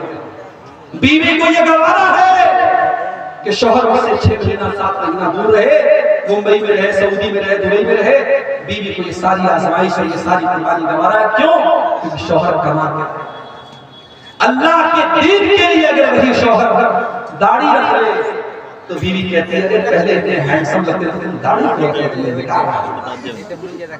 شوہر دین کے لیے اگر اللہ کا نام مصدق کا خیرات کر دے اور بیوی کا کوئی زیور دینے کی بات کر تو بیوی کو تیش آ جاتا ہے۔ یہ آج کے دور کی عورتیں ہیں۔ میرے پیارے ساتھیوں، حضرت حنظلہ شادی کی پہلی رات اپنی بیوی سے کہتے ہیں مجھے اللہ کی راہ میں جانا ہے، نبی کی طرف سے جہاد کا اعلان ہوا ہے۔ حضرت حنظلہ کی بیوی نہ چون کرتی ہے نہ چرا کرتی، کہتی بے شک آپ چاہتا ہے، حالانکہ اسے پتا ہے ہو سکتا ہے میرا شوہر زندہ نہ آئے، ہو سکتا ہے میرے شوہر کی لاش آئے، ہو سکتا ہے میرے شوہر کی شہادت ہو جائے، موت ہو جائے، لیکن وہ کھلے دل سے اجازت دیتی ہے۔ جہاد محبت کی آواز گونجی، کہا حنظلہ نے یہ دلہن سے اپنی اجازت اگر دو تو جام شہادت لبوں سے لگانے کو دل چاہتا ہے۔ حضرت حنظلہ اسی حالت میں جنگ کے میدان میں جاتے ہیں، ان کے پاس غسل کرنے کا بھی ٹائم نہ تھا، ان کے پاس پانی کے ذریعے طہارت حاصل کرنے کا بھی ٹائم نہ تھا۔ اسی جنابت کی حالت میں وہ جنگ کے میدان میں جاتے ہیں اور میرے بھائیو اللہ کی راہ میں شہید ہو جاتے ہیں۔ اور جنگ کے بعد جب شہیدوں کی لاشوں کو رکھا جانے لگتا ہے، اللہ کے نبی اپنے صحابہ سے کہتے ہیں او میرے صحابہ انی لارا حنظلہ، او میرے صحابہ میں حنظلہ کو دیکھ رہا ہوں تغسل الملائکہ کہ حنظلہ کو فرشتے غسل دے رہے ہیں۔ حنظلہ جنابت کی حالت میں میدان جنگ میں آئے تھے، ناپاکی کی حالت میں میدان جنگ میں آئے تھے، فرشتے ان کو غسل دے رہے ہیں۔ میرے پیارے ساتھیوں، آج اللہ کے دین کے لیے قربانی دینے کا جذبہ ہمارے اندر سے نکل گیا ہے۔ اپنے بازو کو تھوڑا مضبوط کرو میرے بھائیوں، اپنی ہمت کو تھوڑا جٹا لو اور اللہ کے دین کے لیے محنت کرنے کا اور قربانی دینے کا جذبہ اپنے اندر پیدا کرو۔ اللہ کا وعدہ ہے یا ایھا الذین آمنوا ان تنصروا اللہ ینصرکم، اے ایمان والو جب تک تم اللہ کی مدد کرتے رہو گے اللہ تمہاری مدد کرتا رہے گا، ویثبت اقدامکم، اور اللہ تمہارے قدم کو مضبوط کر دے گا۔ اللہ کی مدد کیوں نہیں آ رہا؟ اس لیے نہیں آ رہی کیونکہ ہم لڑ رہے ہیں آپس میں۔ مولانا جرجیر صاحب بات ہوئے بنارس کے بریلویوں نے، ہمارے بریلوی بھائیوں نے، کتنے بھائیوں نے مٹھائیاں تقسیم کی کہ چلو اہل حدیث کا مولانا گرفتار ہو گیا، چلو ہمارے مسلک کے خلاف تقریر کرنے والا اور دوسرے مسلک کا مولوی گرفتار ہو گیا۔ لوگوں نے خوشیاں منائی تھی، اور آج جب مولانا سلمان اظہری گرفتار ہوئے تو ان کو محسوس ہوا کہ جب آگ لگے گی تو گھر تو ہمارا بھی چلے گا۔ آج آگ لگی ہے، آج ان کے مسلک کے عالم کو گرفتار کیا گیا، اور اللہ کا شکر ہے کسی اہل حدیث نے یہ اس پر خوشی کا اظہار نہیں کیا، بلکہ بہت سارے اہل حدیث علماء نے، اور میں خود ان میں شامل ہوں، میں نے بھی اس کی مخالفت کی اور میں نے سپورٹ کیا کہ مولانا مفتی سلمان اظہری کو گرفتار کرنا غلط ہے۔ اس طریقے کی بیان بازی تو بہت سارے لوگ کیا کرتے ہیں، ایک معمولی سے بیان پر عرض کرنا، گرفتار کرنا یہ انصاف کا تقاضا نہیں ہے۔ کب تک لڑتے رہو گے؟ کب تک آپس میں اس طریقے سے مسلک کے نام پر کھیل کھیلتے رہو گے؟ اگر آج اسلام کو کوئی دشمن آپ کو مسلمان کو پکڑ کر کے اسے زبردستی کہتا ہے تم فلاں مذہب کا نعرہ لگاؤ اور فلاں معبود کا نعرہ لگاؤ، تو ہم اس کو دیکھ کر کے ہمیں غصہ آتا ہے، لیکن آپ جاؤ دیکھو فیس بک کے اوپر وہ ویڈیو بھی آپ دیکھو کہ ایک مسلمان کو بریلوی مسلک کے لوگوں نے پکڑا اور کہا کہ تو اعلیٰ حضرت کو مانتا ہے کہ نہیں مانتا ہے، تو بریلی شریف کو مانتا ہے کہ نہیں مانتا ہے، تو فلاں فلاں کو کافر مانتا ہے کہ نہیں مانتا ہے۔ یہ مسلک کی آگ اور یہ فرقے کی آگ اس قدر لگ چکی ہے کہ ایک مسلک کا مسلمان دوسرے مسلک کے مسلمان کو پکڑ کر کے جیسے موب لنچنگ کی گئی مسلمانوں کی، ایسے ایک مسلک کا مسلمان دوسرے مسلک کی موب لنچنگ کرنے کے لیے تیار ہے اور اس کو پکڑ کر کے دھمکا کر کے اس سے اپنے مسلک کے نعرے لگا رہا ہے۔ کب تک ہم لڑتے رہیں گے میرے بھائی؟ آج پانی سر سے اونچا جا چکا ہے، جب ہمارا دشمن مسلک کی بنیاد پر اور فرقے کی بنیاد پر ہمارے درمیان کوئی تفریق نہیں کرتا تو ہم وہاں اپنے آپ کو تفریق میں کیوں بانٹتے ہیں؟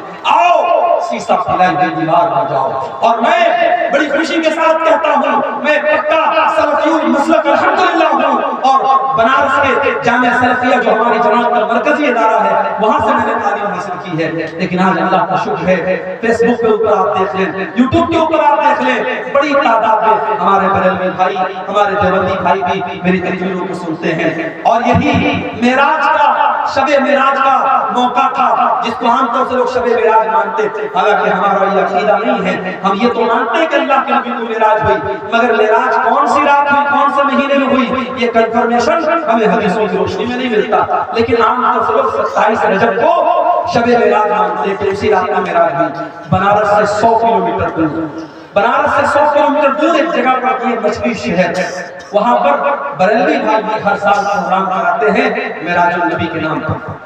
آپ یوٹیوب پر جا کے دیکھ لیں، وہاں مجھے تقریر کا موقع دیا، بریلویوں کا مجمع ہے، ان کے نعرے لگ رہے ہیں، ان کے علماء بیٹھے ہیں، وہاں پر الحمدللہ میں نے تقریر کی اور قرآن و حدیث کی روشنی میں کی، اور جو صحیح بات ہے، جو کتاب و سنت کی بات ہے وہ میں نے بیان کی۔ میرے بھائیو، ہم چاہتے ہیں کہ ایسا ماحول بنے، ایک دوسرے کا احترام ہم کرنا سیکھیں، ایک دوسرے کے علماء کا احترام کرنا ہم سیکھیں، ہمارے جو اختلافات ہیں ہم ایک دائرے میں رہ کر کے اس کو حل کر سکتے ہیں، لیکن آج مسلک کھیلنے کا ٹائم نہیں ہے میرے بھائی۔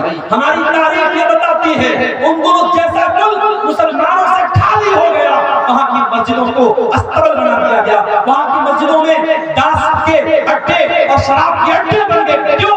جاؤ اتحاد اٹھا کے دیکھو، تاریخ اٹھا کے دیکھو، اندلس کے مسلمان آپس میں لڑ پڑے، چھوٹی چھوٹی ریاستیں قائم ہو گئی، اندلس کے الگ الگ علاقے میں چھوٹی چھوٹی حکومتیں قائم ہو گئی، اور جب دشمن نے حملہ کیا، دشمن کا ساتھ اپنے مسلمان بھائی کے خلاف دیا ان لوگوں نے، نتیجہ یہ نکلا اندلس کے اندر سے مسلمان ختم ہو گئے، اور آج آپ اندلس میں دیکھیے تلاش کرنا پڑے گا، دور دور تک آپ کو کوئی مسجد نہیں ملے گی، کوئی مسلمان نہیں ملے گا۔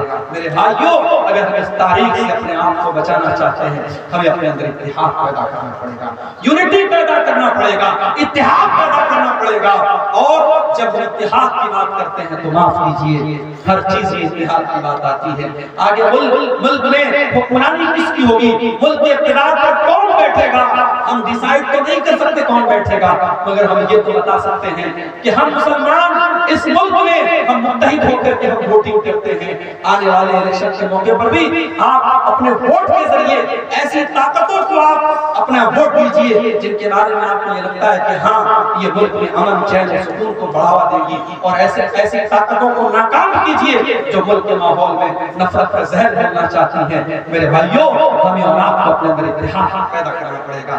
قرآن کیا کہتا ہے؟ وَاعْتَصِمُوا بِحَبْلِ اللَّهِ جَمِيعًا، اے ایمان والو تم اللہ کی رسی کو مل کر کے تھام لو، وَلَا تَفَرَّقُوا، اور آپس میں تم فرقوں میں نہ بٹو، وَاذْكُرُوا نِعْمَتَ اللَّهِ عَلَيْكُمْ، اور اے ایمان والو تم اللہ کی نعمت کو یاد کرو، اِذْ كُنْتُمْ أَعْدَاءً، جب تم ایک دوسرے کے دشمن تھے، فَأَلَّفَ بَيْنَ قُلُوبِكُمْ، اللہ نے اپنے نبی کو بھیج کر کے تمہیں بھائی بھائی بنا دیا۔ آج تو حالات یہ ہیں، ایک سگا بھائی اپنے سگے بھائی کی زمین پر ناجائز قبضہ کر کے بیٹھے ہیں۔ ایک سگا بھائی، دونوں ایک ماں کے بچے ہیں، ایک پیٹ میں پیدا ہوئے ہیں، ایک باپ کا خون دونوں کی رگوں میں دوڑ رہا ہے، لیکن سگا بھائی اپنے سگے بھائی کی زمین پر ناجائز قبضہ کر کے بیٹھا ہے۔ سگا بھائی اپنے بھائی کے خلاف عدالت میں کیس لڑ رہا ہے، اور اس کو معلوم ہے زمین میری نہیں ہے، جائیداد میری نہیں ہے، میرے بھائی کی ہے، مگر پیسے اور زمین اور جائیداد کی ایسی لالچ ہے، اپنے بھائی کے خلاف کیس لڑ رہا ہے۔ کان کھول کر کے سن لو، میرے نبی کی عدالت کا فیصلہ، دنیا کی عدالت کا فیصلہ بعد میں دیکھنا، سپریم کورٹ اور ہائی کورٹ کا فیصلہ بعد میں دیکھنا، پہلے دیکھو ہمارے نبی کی عدالت کا کیا فیصلہ ہے۔ اللہ کے نبی فرماتے ہیں کہ دو لوگ میرے پاس آتے ہیں اپنا کیس، اور ایک آدمی کی بات سن کر کے میں فیصلہ کر دیتا ہوں، کیونکہ میں انسان ہوں، مجھ سے بھی غلطی ہو سکتی ہے، ہو سکتا ہے ایک انسان چکنی چکنی باتیں کرتا ہو، دوسرا انسان اپنی بات ڈھنگ سے پیش نہ کر پایا ہو، کان کھول کر کے سن لو۔ اللہ کے نبی فرماتے ہیں اگر میں نے فیصلہ غلط کر دیا، جس کی زمین نہیں تھی، جس کی جائیداد نہیں تھی، جس کا حصہ نہیں تھا، اس کو میں نے دے دیا، فَإِنَّمَا أَقْطَعُ لَهُ قِطْعَةً مِّنَ النَّارِ، کان کھول کر کے سن لو، میں اس کو زمین کا ٹکڑا نہیں دے رہا ہوں، میں اس کو جہنم کی آگ کا ٹکڑا دے رہا ہوں۔ وہ لوگوں اپنے بھائی کی، اپنی بہن کی زمین آپ نے ناجائز طریقے سے ہتھیا لی، آپ نے زمین نہیں ہتھیائی، آپ نے بلڈنگ نہیں لی، آپ نے گھر نہیں لیا، آپ نے کھیت نہیں لیا، آپ نے تو جہنم کا ٹکڑا لے لیا، آپ نے تو بہت بڑا گھاٹے کا سودا کر لیا، گھاٹے کا سودا۔ میرے بھائیوں، قرآن کہہ رہا ہے کہ متحد ہو، اللہ کے بندو بھائی بھائی بن جاؤ۔ نبی کے صحابہ بھائی بھائی بن کر کے رہے، مکہ کے مہاجر جب مدینہ پہنچے، مدینہ کے انصاریوں نے کھلے دل سے کہا کہ ہمارے بھائیوں، ہمارے گھر کے دروازے آپ کے لیے کھلے ہیں، یہاں تک کہا زمین میری ہے، کھیت میرا ہے، جائیداد میری ہے، لیکن ایک نبی نے آپ کو میرا بھائی بنایا ہے، آ جاؤ ہم زمین کے دو ٹکڑے کر دیتے ہیں، گھر کے دو حصے کر دیتے ہیں، کھیت کے دو حصے کر دیتے ہیں، آدھا تم لے لو آدھا میں لے لیتا ہوں۔ یہاں تک کہا میری دو بیویاں ہیں، تم کسی ایک کو پسند کر لو، کہ طلاق دے دیتا ہوں، تم نکاح کر لینا۔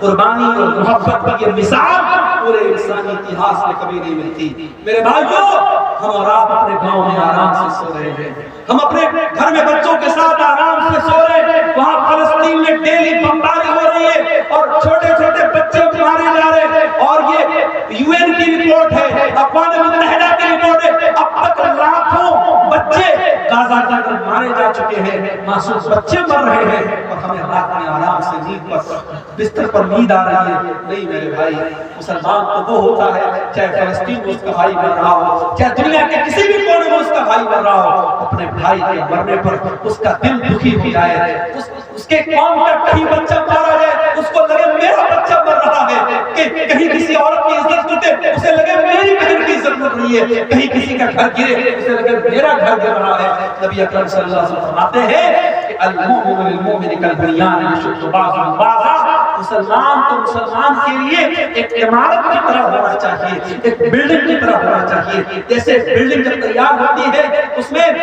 پلرز بھی کھڑے کیے جاتے ہیں، اس میں باقاعدہ سلیب بھی ڈالا جاتا ہے، اس میں سیمنٹ کا اپنا رول ہوتا ہے، اس میں چھڑ کا اپنا رول ہوتا ہے، اس میں سریا کا اپنا رول ہوتا ہے۔ جیسے بلڈنگ تیار ہوتی ہے اور بلڈنگ کا ہر مٹیریل دوسرے مٹیریل طاقت دیتا ہے، مسلمان مسلمان کو طاقت دینے والا بنے، مسلمان مسلمان کا سپورٹر بنے، مسلمان مسلمان کا ہمدرد بنے۔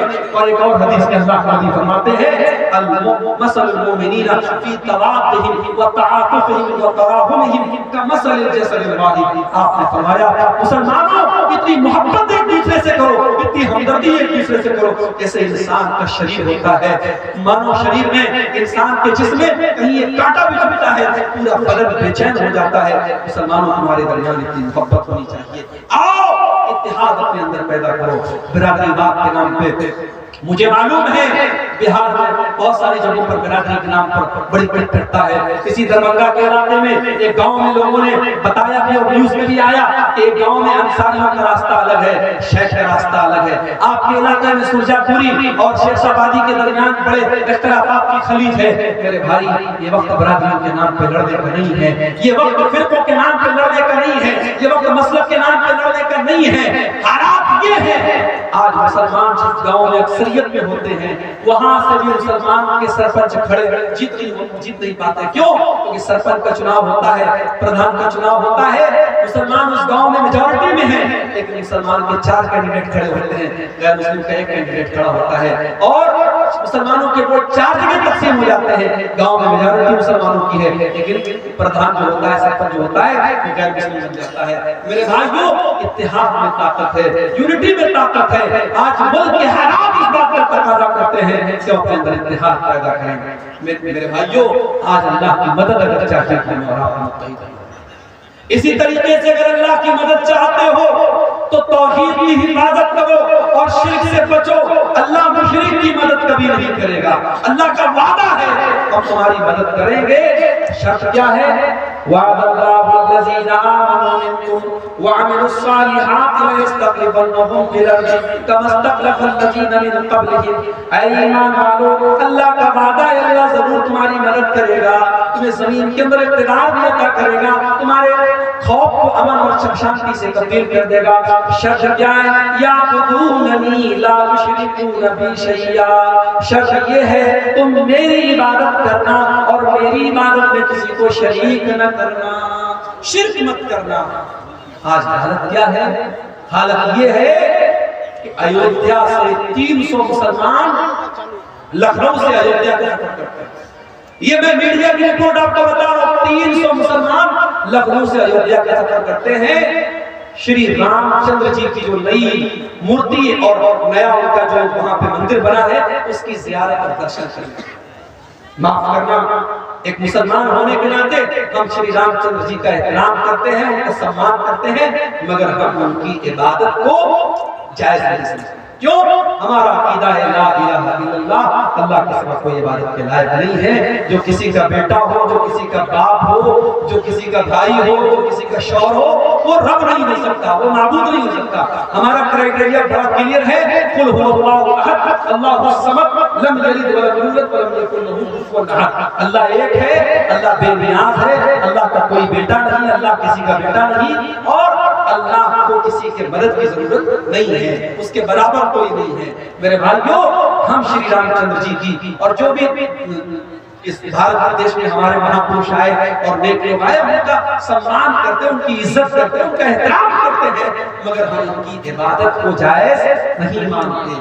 آج مسلمان کے عقیدے کا یہ حال ہے، 300 مسلمان جاتے ہیں اور ان کی زیارت کے لیے ان کے آگے سر جھکانے کے لیے، اور صاحب میڈیا میں ان کا بڑا مہم منڈن ہوتا ہے کہ صاحب یہ ہے دیش کے سچے مسلمان، یہ دیش بھکت مسلمان ہے۔ معاف کرنا، دیش کا سنویدھان ہم سے یہ نہیں کہتا ہے کہ مسلمان تب اچھا ہندوستانی بنے گا جب وہ دوسرے مذہب کی تعریف کرے گا، بلکہ ہمارے دیش کی تو یہی خاصیت ہے کہ ہندو ہندو رہ کر، مسلمان مسلمان رہ کر، سکھ سکھ رہ کر، عیسائی عیسائی رہ کر، یہودی یہودی رہ کر، بودھ بودھ رہ کر، ہر مذہب والا مذہب پر رہ کر ہندوستانی ہے، اور ہندوستان کا سنویدھان آئین اسے اپنے مذہب پر عمل کرنے کی آزادی دیتا ہے۔ میرے بھائیوں ہماری ہندوستانیت پر شک کرنے کا کسی کو کوئی ادھیکار نہیں ہے۔ اس ملک کی آزادی میں ہمارے علماء کا خون شامل ہے، ہمارے علماء کا خون شامل ہے، اور آپ نے اسی بہار کی سرزمین پر علماء صادق پور، پٹنہ کا ایک علاقہ حضرت صادق پور، انگریزوں نے بلڈوزر چلوا دیا دیے, پورے محلوں کو ختم کروا دیا. اور جواہر لال نہرو نے کبھی کہا تھا کہ ملک میں کی آزادی میں تمام لوگوں کی قربانی ایک طرف ہے اور علماء صادقین کی قربانی ایک طرف ہے. میرے پیارے ساتھیوں, ہمارے علماء کے خون بہے ہیں, ہمارے علماء نے پھانسی کے پھندے پر جھولے ہیں اور کالا پانی کی سزائیں انہوں نے جھیلی ہیں, تب جا کر یہ ملک آزاد ہوا ہے. اس ملک کو ہم نے کبھی چھوڑے ہیں اور نہ چھوڑیں گے انشاءاللہ. یہ بات یاد رکھو میرے بھائیوں, اس ملک کا کوئی فیصلہ ہماری آواز کے بغیر ادھورا ہے, مگر ہمیں اپنے حالات پر بھی غور کرنا پڑے گا. ہمیں اپنے حالات پر بھی غور کرنا پڑے گا کہ آج ہمارا عقیدہ جو ہمارے دین کی سب سے مضبوط بنیاد ہے, آج عقیدے کا کیا ہے. آج ہم نیوز میں جب دیکھتے ہیں فلاں جگہ مسلمان لڑکی اسلام چھوڑ کر کے فلاں مذہب میں داخل ہو گئی, تو ہمارے سر پر شرم سے چڑھ جاتا ہے. ہمیں شرم آتی ہے کہ پیار اور محبت میں اتنی طاقت ہے کیا. فیس بک اور انسٹاگرام پر کسی نے آئی لو یو بول دیا, محبت کے پیار کر دیا, تو ہماری مسلمان بہن اس کے پیار میں اتنی بچ گئی کہ اسلام کو اس نے چھوڑ دیا. کیا ہماری تربیت میں اتنی کمی تھی میرے بھائی؟ نہیں. کہیں نہ کہیں تو پانی مر رہا ہے, کہیں نہ کہیں تو کمی ہو رہی ہے, ورنہ ہمارے اتہاس, ہماری تاریخ میں تو ان عورتوں کا تذکرہ ہونا پڑا ہے. سمیہ بنت خیاط نام کی اس عورت کو دیکھو, اس کے شوہر کے سامنے اور اس کے جوان بیٹے کے سامنے جب ابو جہل نے کہا تھا کہ اے سمیہ تو محمد کا دین چھوڑ دے, تو اسلام چھوڑ دے ورنہ ہم تجھے ختم کر دیں گے. سمیہ نے کہا میں اسلام کو نہیں چھوڑ سکتا.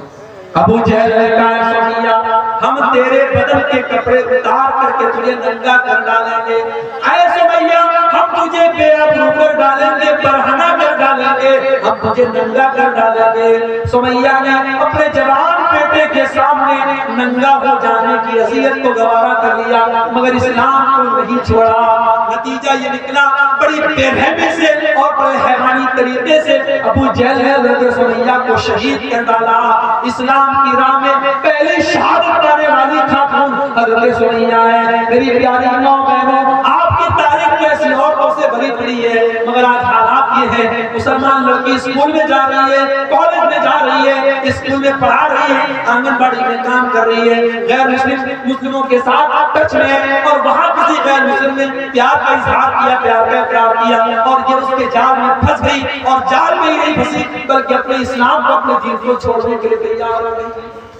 میرے بھائیوں, یہ حالات بڑے افسوسناک ہیں, اور اگر ہم نے اپنے بچوں اور بچیوں کی صحیح تربیت نہیں کی, ان کو اسلام کے بارے میں نہیں بتایا, یاد رکھو آنے والے 20 سالوں میں ارتداد کی بڑی لہر آنے والی ہے, بڑا سیلاب آنے والا ہے, کیونکہ بڑی گہری چالیں چلی جا چکی ہے, بڑی مضبوط پلاننگ بنائی جا چکی ہے. حالانکہ ہمارا ایمان اپنے رب پر ہے, واللہ خیر الماکرین, پلاننگ کرنے والے اپنی پلاننگ کرتے رہیں گے اور اللہ کی اپنی پلاننگ چلتی رہے گی. اور اکبر الہ آبادی نے کہا تھا اسلام کی فطرت میں, قدرت میں لچکتی ہے, اتنا ہی یہ ابھرے گا جتنا کہ بڑھاؤ گے. نور خدا کفر کی حرکت پہ خن نظر, بھوکوں سے یہ چراغ بجھایا نہ جائے گا. کوئی مرتد ہوتا ہے, کوئی اسلام کو چھوڑ دیتا ہے, اللہ کی قسم اللہ کا کوئی نقصان نہیں کر سکتا, اسلام کا کوئی نقصان نہیں کر سکتا, نقصان تو اس کا اپنے آپ کا ہوتا ہے. اللہ قرآن میں کہتا ہے وَمَن يَرْتَدِدْ مِنْكُمْ فَيَمُتْ وَهُوَ كَافِرٌ فَأُولَٰئِكَ أَصْحَابُ النَّارِ. جو مرتد ہو کر کے مر جائے, جو اس حالت میں مر جائے کہ وہ ایمان کی حالت میں نہ مرے, کفر کی حالت میں مر جائے, تو وہ دنیا اور آخرت میں فَأُولَٰئِكَ حَبِطَتْ أَعْمَالُهُمْ فِي الدُّنْيَا وَالْآخِرَةِ, دنیا میں اس کے اعمال برباد اور آخرت میں اس کے اعمال برباد ہو جائیں گے. وَأُولَٰئِكَ أَصْحَابُ النَّارِ, وہ جہنم میں جانے والے ہیں. اپنے بچوں کے عقیدے کی فکر کرو میرے بھائیوں. آج روزی روٹی کی فکر کرتے ہو, آج ہمیں فکر ہے آنے والے وقت میں کیا ہوگا. ارے کیا ہوگا, زیادہ سے زیادہ یہ ہوگا مار دیے جائیں گے, ختم ہو جائیں گے. ہمیں یہ قبول ہے, مگر اپنے ایمان اور دین کو چھوڑنا یہ قبول نہیں ہے میرے بھائی. ہم مر جانا قبول کر لیں, ہم ختم ہو جانا قبول کر لیں, مگر ایمان اور توحید سے سمجھوتا کرنا قبول نہ کریں. یاد کرو اپنے باپ ابراہیم علیہ السلام کو. ابراہیم علیہ السلام جب اپنے لخت جگر اسماعیل کو اور اپنی بیوی ہاجرہ کو جب مکہ کی بیعت ہو گیا, سرزمین پہ چھوڑ کے جانے لگے, تو کیا دعا کی تھی انہوں نے؟ کہا تھا وَجْنُبْنِي وَبَنِيَّ أَن نَعْبُدَ الْأَصْنَامَ, پروردگار میرے بیوی بچوں کو اے اللہ تو شرک سے بچانا, بت پرستی سے بچانا, اے اللہ میری اولاد کو تو شرک سے بچانا. جب ابراہیم علیہ السلام جیسے پیغمبر کو اپنے بچوں کی فکر ہے, اپنی اولاد کے عقیدے کی فکر ہے, ہماری اولاد کی کیا اوقات ہے میرے بھائی. ہمیں اولاد اپنے بچوں کے عقیدے کی فکر ہونی چاہیے. بچپن سے اپنے بچوں کو اسلام کا عقیدہ سکھاؤ, توحید کا عقیدہ سکھاؤ. اور اسی لیے میں کہتا ہوں اگر آپ کا بچہ اسکول میں پڑھتا ہے, کانوینٹ میں پڑھتا ہے, مجھے کوئی پرابلم نہیں ہے, مگر اپنے محلے کے اور گاؤں کی مسجدوں میں اتنا بہترین مکتب قائم کر دو اور اپنے گاؤں کے مدرسے کو اتنا مضبوط کر دو کہ آپ کا بچہ اسکول سے پڑھنے کے بعد اور کسی کانوینٹ سے پڑھنے کے بعد اگر ایک گھنٹہ بھی اس مدرسے کے والد صاحب سے پڑھ لے تو اس کا دین مضبوط ہو جائے. اتنا مضبوط اپنے مدرسے اور مکتب کر دو. میرے بھائیوں, آج توحید اور ایمان کی کمزوری کا دور ہے, اور اسی دور کی طرف اشارہ کرتے ہوئے اللہ کے نبی نے فرمایا تھا بادروا بالاعمال فتن, اے لوگوں نیکی کرنے میں جلدی کرو اس سے پہلے کہ فتنوں کا دور آ جائے. اور اتنے فتنے آ جائیں گے یصبح الرجل مؤمنا ویمسی کافرا, صبح کو انسان مومن ہوگا اور شام کو کافر ہو جائے گا, اور شام کو مومن ہوگا اور صبح کو کافر ہو جائے گا. ایمان کی ویلیڈیٹی 12 گھنٹے کی بھی نہیں ہوگی, ایمان اتنا کمزور ہو جائے گا. اللہ کے نبی نے فرمایا یبیع دینہ بعرض من الدنیا, ایمان کا سودا کیا جائے گا اور چند ٹکوں کے عوض ایمان بک جائے گا. میرے بھائیو آج ایمان بک رہا ہے اور حالات اس قدر پر ہو چکے ہیں, ہمیں اپنے توحید اور ایمان کی حفاظت کرنا. اللہ کی مدد کیوں نہیں آ رہی ہے؟ 2 اور پوائنٹ میں آپ کی بات کرنا. اللہ کی مدد اس لیے بھی نہیں آ رہی, معاف کرنا اگر برا لگے تو, اللہ کی مدد اس لیے بھی نہیں آ رہی کیونکہ ہم حرام خور ہو گئے. اسی بہار کے سرزمین سے میرے پاس فون آیا, سیمانچل سے فون آیا, شیخ صاحب اگر ہمارے علاقے میں تقریر کرنا تو ذرا اس پر بھی بولنا. بیاج خوری بڑھ رہی ہے مسلمانوں میں, بیاج کی رقم کھانے کا شوق بڑھ رہا ہے. کسی زمانے میں لوگ بیاج مجبوری میں دے دیتے تھے مگر لیتے نہیں تھے, مگر آج کتنے مسلمان ہیں جو پیسے والے ہیں, مجھے 1 لاکھ روپیہ چاہیے, چل دیتا ہوں, لیکن مجھے ریٹرن میں 1,05,000 1,10,000 بیاج کھلا کھا رہا ہے مسلمان. اس مسلمان سے کہو تو اپنی ماں کے ساتھ زنا کرے گا, دونوں کان پکڑ لے گا. کیسی بات, ماں کے ساتھ زنا کرنے کی بات کوئی سوچ بھی نہیں سکتا. ارے اپنی ماں کے ساتھ زنا کرنے سے بڑا گناہ ہے سود کھانا, کیونکہ ماں کے ساتھ زنا کرنے والے کے بارے میں اللہ نے یہ نہیں کہا کہ جو ماں کے ساتھ زنا کرتا ہے وہ اللہ سے جنگ کرتا ہے, رسول سے جنگ کرتا ہے, مگر بیاج خور کے بارے میں اللہ قرآن میں کہتا ہے فَإِن لَمْ تَفْعَلُوا فَأْذَنُوا بِحَرْبٍ مِّنَ اللَّهِ وَرَسُولِهِ, اے بیاج کھانے والے اگر تم نے بیاج کھانا نہیں چھوڑا تو آج اللہ سے جنگ کر لے, رسول سے. ہے کسی میں طاقت, ہے کسی کی اوقات, ہے کسی کی حیثیت کہ وہ اللہ سے جنگ کرے, وہ رسول سے جنگ کرے؟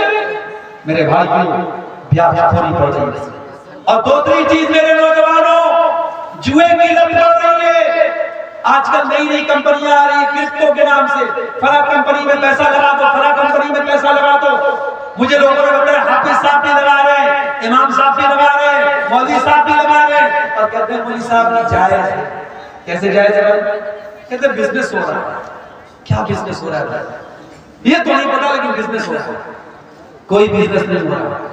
یہ جتنی کمپنیاں آئی ہیں, میٹا فلا فلا فلا اور کرپٹو فلا فلا فلا, یہ سب فراڈ ہے, دھوکہ ہے. لکھ لو میری بات, آج 2024 میں کہہ رہا ہوں 2025 تک کئی کمپنیاں بات سب فراڈ, سب اس کی ٹوپی اس کے سر, اس کی ٹوپی اس کے سر. شروع میں جو لوگ جڑیں گے ان کی کمائی ہوگی, بعد میں جو لوگ جڑیں گے ان کی کمائی لے کے بھاگ جائیں گے. کوئی بزنس نہیں ہوگا. اور ایک بات سن لو, اگر کسی بزنس میں پیسہ لگاتے بھی ہو تو اتنا سمپل نہیں ہے. لوگ اکثر یہ سوال کرتے ہیں شیخ صاحب شیئر مارکیٹ میں پیسہ لگانا کیسے؟ لگا سکتے ہو مگر کچھ شرط ہے. اب مثال کے طور پر ٹاٹا ہے, ٹاٹا بہت بڑی کمپنی ہے. ٹاٹا جو ہے گاڑی بھی بنا رہی ہے, ٹاٹا فون بھی بنا رہی ہے, ٹاٹا کی اپنی ٹیلی کام کمپنی بھی ہے, ٹاٹا کی اپنی جو ہے آئی ٹی کمپنی بھی. ٹاٹا بہت بڑی کمپنی ہے. اب ٹاٹا کے کس کمپنی میں آپ شیئر لگا, آپ کا پیسہ کس کمپنی میں لگا ہے اور وہ کمپنی کیا کام کرتی ہے یہ دیکھ لو, آپ شیئر مارکیٹ میں پیسہ لگا سکتے اگر وہ جائز کام کرتے. آپ کسی بھی کمپنی میں پیسہ لگا دیے، وہ کہہ رہے ہیں 1 لاکھ روپیہ آپ ہماری کمپنی میں لگا دو، ہم ہر مہینے آپ کو 10,000 روپیہ دیں گے. لوگ کو لگتا ہے بڑا آسان طریقہ. ابھی کچھ دنوں پہلے حیدرآباد اور ممبئی میں ایک بہت بڑی کمپنی، میں نام نہیں لوں گا، آپ لوگ سنے ہوں گے، جانتے ہوں گے، اس میں مسلمان نام دیکھ کر اور علماء کا نام دیکھ کر لوگوں نے پیسہ لگایا، کروڑوں لوگوں کا پیسہ ڈوب گیا. کتنے بمبئی کے ہمارے جاننے والے علماء کا پیسہ ڈوب گیا. کتنے لوگوں نے اپنے فلیٹ بیچ دیے، گھر بار بیچ دیا. جب بیٹھے بٹھائے 50,000 روپے مل رہا ہے تو گھر بنانے کو رکھنے کیا تو سب بیچ دیا اور کروڑوں روپے اوپر ڈوب گیا. میرے پیارے ساتھیوں، اس طریقے کے دھوکے بازوں سے ہوشیار. آپ اپنے پیسے کو حلال جگہ لگاؤ، جائز جگہ لگاؤ، اللہ کا نام لے کے لگاؤ. بزنس ہے، کبھی پروفٹ ہوگا کبھی لاس ہوگا، لیکن اگر آپ کی نیت صحیح ہوگی اللہ ضرور برکت دے گا. اور صحابہ میں ہمیں کروڑپتی صحابہ ملے. یاد رکھو، پوری امانت داری کے ساتھ اور پوری بصیرت کے ساتھ کہہ رہا ہوں، پیسہ کماؤ. ہمیں علماء کی بھی ضرورت ہے، ہمیں پیسے والوں کی ضرورت ہے. یہ پیسے والے نہ ہوں مدرسے نہیں چل سکتے. ہمیں کروڑپتیوں کی بھی ضرورت ہے. ہماری مسجدیں، ہمارے مدرسے، ہمارے دین کے کام کیسے چلیں گے؟ کروڑپتی بنو، حلال طریقے سے بنو میرے بھائی. حرام طریقے سے پیسہ نہ کماؤ. جوئے کے ذریعے، سٹے کے ذریعے راتوں رات امیر بننے کے سپنے بند کر دو. محنت کرو، مزدوری کرو، بزنس میں پیسہ لگاؤ، بزنس کے ذریعے پیسہ کماؤ. نیت صحیح ہوگی اور آپ کے مقدر میں لکھا ہوگا، یقیناً آپ آگے بڑھیں گے. میرے پیارے ساتھیوں، اللہ کے نبی نے فرمایا کہ جس بدن کے اندر حرام کی کمائی جاتی ہے، فالنار اولی بہ، وہ بدن جہنم کی آگ. اور یہی نہیں، اللہ کے نبی صلی اللہ علیہ وسلم فرماتے ہیں اگر کوئی حرام کمائی کھاتا ہے اور بہت لمبا سفر کر کے اس کے بال میلے ہو جاتے ہیں، اس کے کپڑے میلے ہو جاتے ہیں، اور اللہ کی بارگاہ میں ہاتھ پھیلا کے دعا کرتا ہے، یا ربی کہہ کے دعا کرتا ہے، لیکن وَمَطْعَمُهُ حرام وَمَشْرَبُهُ حرام وَمَلْبَسُهُ حرام وَغُذِّيَ بِالْحَرَامِ، اس کا کھانا حرام کمائی کا، اس کا پانی حرام کمائی کا، اس کا کپڑا حرام کمائی کا، اس کی پرورش حرام کمائی کی، تو اللہ کا نبی فرماتے ہیں فَأَنَّا يُسْتَجَابُ لِذَلِكَ، اس کی دعا کہاں سے قبول؟ بیاج کھانے والا عمرہ کر لے، حج کر لے، کھانے کعبہ کا دروازہ پکڑ پکڑ کے رو رو کے دعا کرے، اس کی دعا کیسے قبول ہوگی جب میرے نبی کہتے ہیں حرام خور کی دعا قبول نہیں ہوتی؟ میرے بھائیو، آج اللہ کی مدد اس لیے بھی نہیں آ رہی کیونکہ مسلمان پیسہ کمانے کی اندھی ریس میں لگ چکا ہے، بیاج بھی کھا رہا ہے، جوا بھی کھیل رہا ہے، سٹا بھی کھیل رہا ہے، آن لائن ایپس کے ذریعے حرام طریقے سے پیسہ بھی کما رہا ہے. میرے بھائیو، کمائی کو حلال کرو، کمائی کو حلال کرو. سلف کہا کرتے تھے اپنی مقامہ کر دو جب دعوت کا، اپنی کمائی کو، اپنے کھانے کو حلال کر لو، ہماری دعا قبول ہوگی. اللہ کی مدد آئے گی اگر ہماری کمائی حلال ہے. اسی طریقے سے میرے بھائی، اگر ہم چاہتے ہیں کہ اللہ کی مدد آئے، میرے نوجوان ساتھی، آپ کو اپنی جوانی کی حفاظت کرنی پڑے گی. اپنی جوانی کی اہمیت کو سمجھنا پڑے گا. اللہ کا قسم دل دکھتا ہے جب فجر کی نماز میں یہ چند بوڑھے ہوئے مسجد میں نظر آتے ہیں، نوجوان کہاں مر گئے؟ میری قوم کے نوجوان کہاں مر گئے؟ وہ رات کو 2 بجے تک، 3 بجے تک واٹس ایپ پر چیٹنگ کرتے رہے، لڑکیوں سے باتیں کرتے رہے، عیاشیاں کرتے رہے، فیس بک کی ریلز دیکھتے رہے، یوٹیوب کے شارٹ دیکھتے رہے، بے حیائی کے مناظر دیکھتے رہے. رات کو 3 بجے تک ہمارا نوجوان یہ سب دیکھ رہا ہے. اور فجر کی اذان جب ہوتی ہے اور مؤذن کہتا ہے الصلاۃ خیر من النوم، نماز نیند سے بہتر ہے، ہمارا نوجوان بستر پر سویا ہے. میرے نوجوانوں، یہ اذان کی آواز صرف 70 سال والوں کے لیے، آپ کے لیے بھی ہے. اور میرے رب کی قسم، آپ جب فجر کی نماز میں اٹھ کے جاتے ہیں، شیطان ذلیل ہوتا ہے، شیطان پچھتانے لگتا ہے کہ میں اس نوجوان کو کیسے روک نہیں پایا، اس کو میں نے فجر کی نماز میں کیسے روک نہیں پایا. نوجوانوں، اپنے آپ کو نماز کا پابند کرو. اور بعض نوجوان مجھ سے پوچھتے ہیں، میرے پاس واٹس ایپ پر میسج بھی آتا ہے، شیخ صاحب گندی عادت میں پڑ گیا، گندے ویڈیوز دیکھنے کی عادت ہو گئی، لڑکیوں سے چیٹنگ کرنے کی عادت ہو گئی، حرام کام کی عادت پڑ گئی. شیخ صاحب کوئی علاج بتا دیجئے، کوئی طریقہ بتا دیجئے. آؤ طریقہ بتاتا ہوں قرآن کی روشنی میں. گندی عادتوں سے بچنا ہے، بری عادتوں سے بچنا ہے، عیاشی سے بچنا ہے، موبائل کے غلط استعمال سے بچنا ہے. ایک نسخہ بتاتا ہوں، نوٹ کر لو میرے بھائی. قرآن میں اللہ فرماتا ہے فَخَلَفَ مِن بَعْدِهِمْ خَلْفٌ أَضَاعُوا الصَّلَاةَ وَاتَّبَعُوا الشَّهَوَاتِ فَسَوْفَ يَلْقَوْنَ غَيًّا. اللہ قرآن کے سورہ میں فرما رہا ہے کہ جو لوگ نماز نہیں پڑھتے ہیں، جو لوگ نماز کی پابندی نہیں کرتے ہیں، وہی لوگ خواہشات کی پیروی کرتے ہیں، وہی لوگ شہوتوں کی پیروی کرتے ہیں، اور وہی لوگ جہنم میں جائیں گے۔ اس کا الٹا یہ مطلب نکلا کہ جو نماز کی پابندی کرے گا، جو پانچوں ٹائم کی نماز ہر حال میں پڑھے گا، وہ خواہشات کی پابندی سے بچے گا، وہ غلط شہوتوں سے بچے گا، وہ عورت کے فتنے سے بچے گا۔ تو جس کو یہ رات میں فکر ہوگی مجھے صبح فجر کی نماز جماعت کے ساتھ پڑھنی ہے، وہ رات میں کوئی گندا کام کرنے کے پہلے ہزار بار سوچے گا، وہ موبائل پر کوئی گندی چیز دیکھنے کے پہلے ہزار بار سوچے گا کہ یار میں نمازی آدمی ہوں، یہ چیز مجھے سوٹ نہیں کرتی ہے، وہ بند کر دے گا۔ اگر بچنا چاہتے ہو نماز کی پابندی کرو، اور یہی بات اللہ قرآن کے 21ویں پارے میں کہتا ہے، اتل ما اوحی الیک من الکتاب واقم الصلاۃ ان الصلاۃ تنہی عن الفحشاء والمنکر۔ اے نبی قرآن کی تلاوت کرو اور نماز کی پابندی کرو، نماز میں حیائی اور برائی سے روکتی ہے۔ یہ دو کام کرو، قرآن کی تلاوت پابندی سے کرو اور نماز پابندی سے کرو، پھر دیکھو بے حیائی سے بچتے ہو کہ نہیں بچتے ہو، برائی سے بچتے ہو۔ میرے بھائیوں، نماز کی پابندی کرو، اور نماز کوئی معمولی چیز نہیں ہے، ٹینشن کو دور کرنے والی چیز نماز۔ میں مانتا ہوں اس وقت حالات بڑے بے چین کر دینے والے ہیں، میڈیا میں آنے والی خبریں، یوپی کی خبروں سے بہار والے پریشان، بہار کی خبروں سے یوپی والے پریشان، تمل ناڈو کی خبروں سے نارتھ انڈیا کے مسلمان پریشان۔ یہ میڈیا آج ہم کو پریشان کر رہا ہے، ڈسٹرب کر رہا ہے۔ آج اس ماحول میں نماز ہماری بہت بڑی ضرورت بھی ہے۔ نماز پڑھو اور قنوت نازلہ کا اہتمام کرو۔ میرے نبی دشمنوں پر بددعا کرنے کے لیے قنوت نازلہ پڑھتے تھے، آج قنوت نازلہ پڑھو اور نماز کی پابندی کرو۔ اللہ قرآن میں کہتا ہے وَاسْتَعِينُوا بِالصَّبْرِ وَالصَّلَاةِ، صبر اور نماز کے ذریعے اللہ کی مدد کرو۔ میرے بھائی، میرے نبی جب ٹینشن میں ہوتے تھے، پریشانی میں ہوتے تھے، حضرت حذیفہ رضی اللہ تعالیٰ عنہ کہتے ہیں اللہ کے نبی نماز کے لیے کھڑے ہو جاتے تھے۔ آج ہمیں نماز کی اہمیت پر بھی توجہ دینے کی ضرورت ہے۔ اور آخری چیز، ہماری مائیں بہنیں اس امت کی بڑی قیمتی متاع ہے۔ اس امت کی مائیں بہنیں، اس امت کی عورتیں، اس امت کی بہت قیمتی دولت ہے۔ کیوں؟ کیونکہ یہ کسی کی ماں بنتی ہے، کسی کی بیوی بنتی ہے، کسی کی بیٹی ہوتی ہے، کسی کی بہن ہوتی ہے۔ ایک عورت کے کئی روپ ہوتے ہیں، اور اسلام میں عورت کے ہر روپ کی بڑی عزت ہے۔ اسلام میں عورت کو پوجا تو نہیں گیا، عورت کی عبادت تو نہیں کی گئی۔ اسلام میں عبادت صرف اللہ کی ہے، مگر عورت اگر ماں ہے تو اسلام نے کہا اس کی عزت کرو، اس کے قدموں کے نیچے جاؤ۔ عورت اگر بیوی ہے، قرآن کہتا ہے وَمِنْ آيَاتِهِ أَنْ خَلَقَ لَكُم مِّنْ أَنفُسِكُمْ أَزْوَاجًا لِتَسْكُنُوا إِلَيْهَا۔ بیوی تمہیں سکون پہنچاتی ہے، تمہارے گھر کو شانتی دیتی ہے، تمہارے بچوں کو پالتی ہے، تمہارے دل کو سکون پہنچاتی ہے۔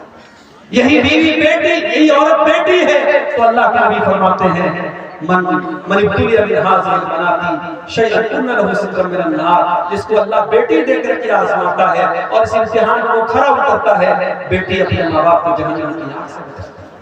یہی عورت جب بہن کرتی ہے، اللہ کے نبی فرماتے ہیں جس کی 3 بہنیں ہوں اور ان بہنوں کی صحیح دیکھ بھال کرے، صحیح پرورش کرے، صحیح جگہ شادی کر دے، کن لہ سترا من النار، تو بیٹیاں اپنے بھائیوں کو، بہنیں اپنے بھائیوں کے لیے نجات کا ذریعہ بن جاتی ہیں۔ میرے بھائیوں، عورت کا ہر روپ اسلام کی نظر میں بڑا قیمتی ہے، مگر آج ہماری ماں بہنوں کو بھی سوچنا پڑتا ہے کہ آج میں کہاں ہوں۔ آج جب ہم اللہ کی قسم انسٹاگرام پر اور فیس بک پر اور واٹس ایپ پر جب کسی مسلمان عورت کو بے حیائی کے کام میں دیکھتے ہیں تو ہمیں ڈبل تکلیف ہوتی ہے۔ بے حیائی کے کام کوئی بھی عورت کرے یہ تکلیف کی بات ہے، مگر مسلمان عورت کرے یہ ڈبل تکلیف کی بات ہے۔ یہ ہماری قوم کی لڑکی، ہماری قوم کی بہن ہے۔ ابھی بھاگلپور میں اترا، ایک غیر مسلم دیکھنے میں بظاہر غیر مسلم لڑکا تھا، دیکھا اس کے ساتھ اور کلچی پکڑ کے بیٹھی ہے، باتیں کر رہی ہے۔ کچھ دیر کے بعد موبائل پر فون آیا میرے سامنے، اس نے سامنے والے سے بات کر کے السلام علیکم، کپڑے سے نہیں لگا مسلمان ہے، اس کے چہرے پر جو اسکارف بنا ہوا تھا اس سے نہیں لگا مسلمان ہے، لیکن جب فون پر اس نے السلام علیکم کہا، مجھے پتا لگ گیا مسلمان ہے، مجھے بڑی تکلیف ہوئی کہ مسلمان لڑکی کسی غیر مسلم لڑکے کے ساتھ اس طریقے سے آنکھوں پہ کوٹوں میں بیٹھ کر کیا کر رہی ہے۔ یہ حالات آج ہماری قوم میں۔ میری ماں اور بہنوں، آج آپ کو اپنی ذمہ داری سمجھنا ہے۔ آج آپ کو بے حیائی اور بے غیرتی کہ اس طوفان کا مقابلہ کرنا ہے، اسے شکار نہیں کرنا۔ اور بڑی قیمتی چیز بھی ہے اور شیطان کا بہت بڑا ہتھیار ہے۔ اللہ کے نبی فرماتے ہیں الدنیا کلھا متاع وخیر متاع الدنیا المرأۃ الصالحہ، دنیا کی سب سے قیمتی دولت نیک عورت ہے۔ اور اللہ کے نبی یہ بھی فرماتے ہیں المرأۃ عورت، عورت پردے میں رہنے کی چیز ہے۔ فاذا خرجت، جب یہ عورت گھر سے نکلتی ہے استشرفها الشیطان، تو شیطان کا شکار بن جاتی ہے، شیطان کا آلہ بن جاتی ہے۔ اس لیے میری ماں اور بہن، آپ تو دھاری کھنجر ہے، آپ کے ذریعے اچھا کام بھی ہو سکتا ہے اور آپ کے ذریعے سماج کو بگاڑا بھی جا سکتا ہے۔ اب یہ آپ طے کریں آپ کو کیا کرنا ہے۔ اور مردوں سے میں گزارش کروں کہ آپ کے گھر کی عورتیں کیا پہن رہی ہیں، کس حالت میں نکل رہی ہیں، یہ دیکھنا آپ کی ذمہ داری ہے۔ آپ دیوس نہ بنے، آپ بے غیرت نہ بنے۔ جس بھائی کی بہن بے پردہ نکلے، جس باپ کی بیٹی بے پردہ نکلے، جس شوہر کی بیوی بے پردہ نکلے، وہ دیوس ہے، وہ بے غیرت ہے۔ اور میرے نبی نے فرمایا 3 لوگ قیامت کے دن ایسے ہوں گے اللہ تعالیٰ کی طرف دیکھے گا بھی نہیں۔ ان 3 لوگوں میں ایک وہ انسان بھی ہوگا الدیوس الذی یقر فی اہلہ الخبث، وہ بے غیرت آدمی جس کے گھر میں بے غیرتی کا کام ہو رہا ہو اور اس کو کوئی پتہ نہ ہو۔ میرے بھائیوں، بے غیرتی اللہ کو پسند ہے، اللہ غیرت والا ہے، اللہ کو بے غیرت کو پسند ہے۔ اس لیے اپنے گھروں میں غیرت کا ماحول پیدا کریں۔ اپنے گھر میں یہ بتاؤ اپنی جوان بیٹے، یہ خالہ کا لڑکا ہے، یہ ماموں کا لڑکا ہے، یہ چاچا کا لڑکا ہے، یہ غیر محرم ہے، کسی کا علاوہ مت کرو۔ واٹس ایپ پر کسی کا سلام آیا، اپنی بہنوں سے کہنا چاہتا ہوں خبردار کسی اجنبی کو لفٹ مت کرو۔ وہ پہلے بھائی بن کر کے بات کرے گا، پھر دوست بن جائے گا، پھر بوائے فرینڈ بن جائے گا، پھر ملنے کی بات کرے گا، پھر تمہاری خوبصورتی کی تعریف کرے گا۔ وہ کس طریقے سے پٹی پڑائے گا تم نہیں سمجھ سکتی۔ اس لیے خبردار، ہوشیار، یہ فیس بک، یہ واٹس ایپ، یہ چیٹنگ کے جتنے راستے ہیں زنا کاری اور بدکاری کی طرف لے کے جاتے ہیں۔ مسلمان لڑکی اگر موبائل استعمال کرتی ہے بہت ہوشیار ہے، کسی کو اپنے پرسنل باکس میں آنے کی اجازت نہیں۔ کوئی نئے نمبر سے کوئی بھی اجنبی آپ کو میسج کرنے کی کوشش کرے، ترنت بلاک کا آپشن کرو، بلاک۔ میرے بھائیوں، آخر میں یہ کہنا چاہتا ہوں ملک کے حالات جو بھی ہیں جیسے بھی، مگر ہم آزاد نہیں۔ ہمارے بڑے موجود ہیں، ہمارے علماء موجود ہیں۔ ہم اپنے علماء کی، اپنے بڑوں کی رہنمائی کے بغیر کوئی فرق نہیں ہے۔ کوئی ایسا کام نہیں کریں گے جس سے ہمارے ملک کا کوئی نقصان ہو، ہماری کمیونٹی کا کوئی نقصان ہو، ہمارے سماج کا کوئی نقصان ہو۔ دنیا میں جو لوگ اور فتنہ فساد کی باتیں کریں وہ کرتے رہے، میں تو کسی ایسے بیان کے بھی پچھ میں نہیں ہوں جو بیان ہو کمیونٹی کے بیچ میں فساد پھیلانے کی کوشش کریں۔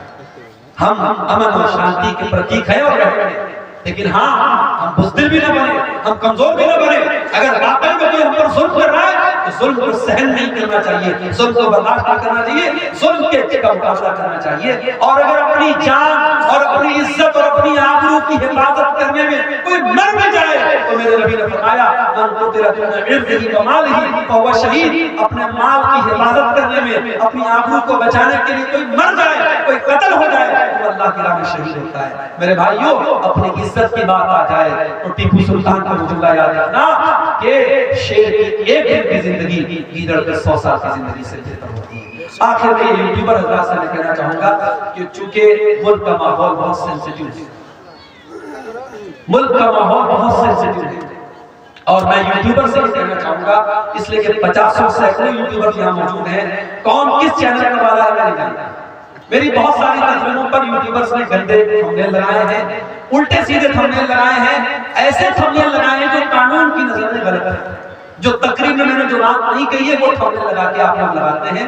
آج کی تقریر میں ایسا کچھ نظر نہیں آنا چاہیے۔ میں نے آپ کو وضاحت کر دی ہے، آج کی تقریر میں ایسا کچھ اگر نظر آیا تو میں اپنے خلاف ایکشن لوں گا۔ ابھی ہمارے بھائی نے ایک بات کہی کہ شراب کے اوپر بھی تھوڑا سا بول دیجیے۔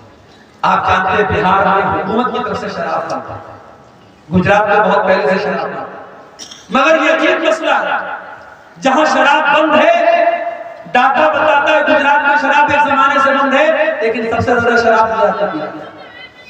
بہار میں شراب بند ہے مگر شرابیوں نے بتایا، شرابیوں سے پوچھو تو بتائیں گے کہ شراب پہلے سے زیادہ اویلیبل ہے شراب کی۔ تو دیکھو قانون کے ڈنڈے سے شراب نہیں ہوتی، قانون کے ڈنڈے سے شراب نہیں رکے گی، کس سے روکے گی؟ ایمان کی طاقت سے۔ قرآن کی آیت اتری کس ماحول میں؟ جس ماحول میں شراب پانی کی طرح لوگ پیتے تھے، ہر دسترخوان پہ شراب رہتی تھی، اور اسی لیے شراب اکٹھے حرام نہیں ہوئی، شراب 3 اسٹیپ میں حرام ہے۔ پہلے اللہ نے سورہ بقرہ کی آیت نازل کی، يسألونك عن الخمر والميسر قل فيهما اسم كبير ومنافع للناس وإثمهما أكبر من نفعهما۔ اے نبی لوگ آپ سے شراب کے بارے میں پوچھتے ہیں، جوا کے بارے میں پوچھتے ہیں، اے نبی آپ بتا دیجئے کہ شراب اور جوا میں کچھ فائدہ ہے لیکن زیادہ اس کا نقصان زیادہ ہے فائدہ کا۔ اب یہ شراب میں کیا فائدہ ہے؟ شراب پینے والے کہا کرتے تھے اس کو پی کر کے ہمارے میں طاقت آ جاتی ہے، جوا کھیلنے والے کہتے تھے جوا کھیل کر کے ہم راتوں رات امیر بن جاتے ہیں۔ تو اللہ نے کہا چلو فائدہ ہے لیکن نقصان زیادہ ہے، شراب پی کے بہت غلط کام کرتے ہو، جوا کھیل کے بہت غلط کام کرتے ہو۔ یہ پہلی آیت ہے۔ دوسری آیت ہے سورہ نساء کی، اللہ نے فرمایا لا تقربوا الصلاۃ وانتم سکارا، دیکھو شراب پی کر کے نماز کے قریب نہیں جاتے۔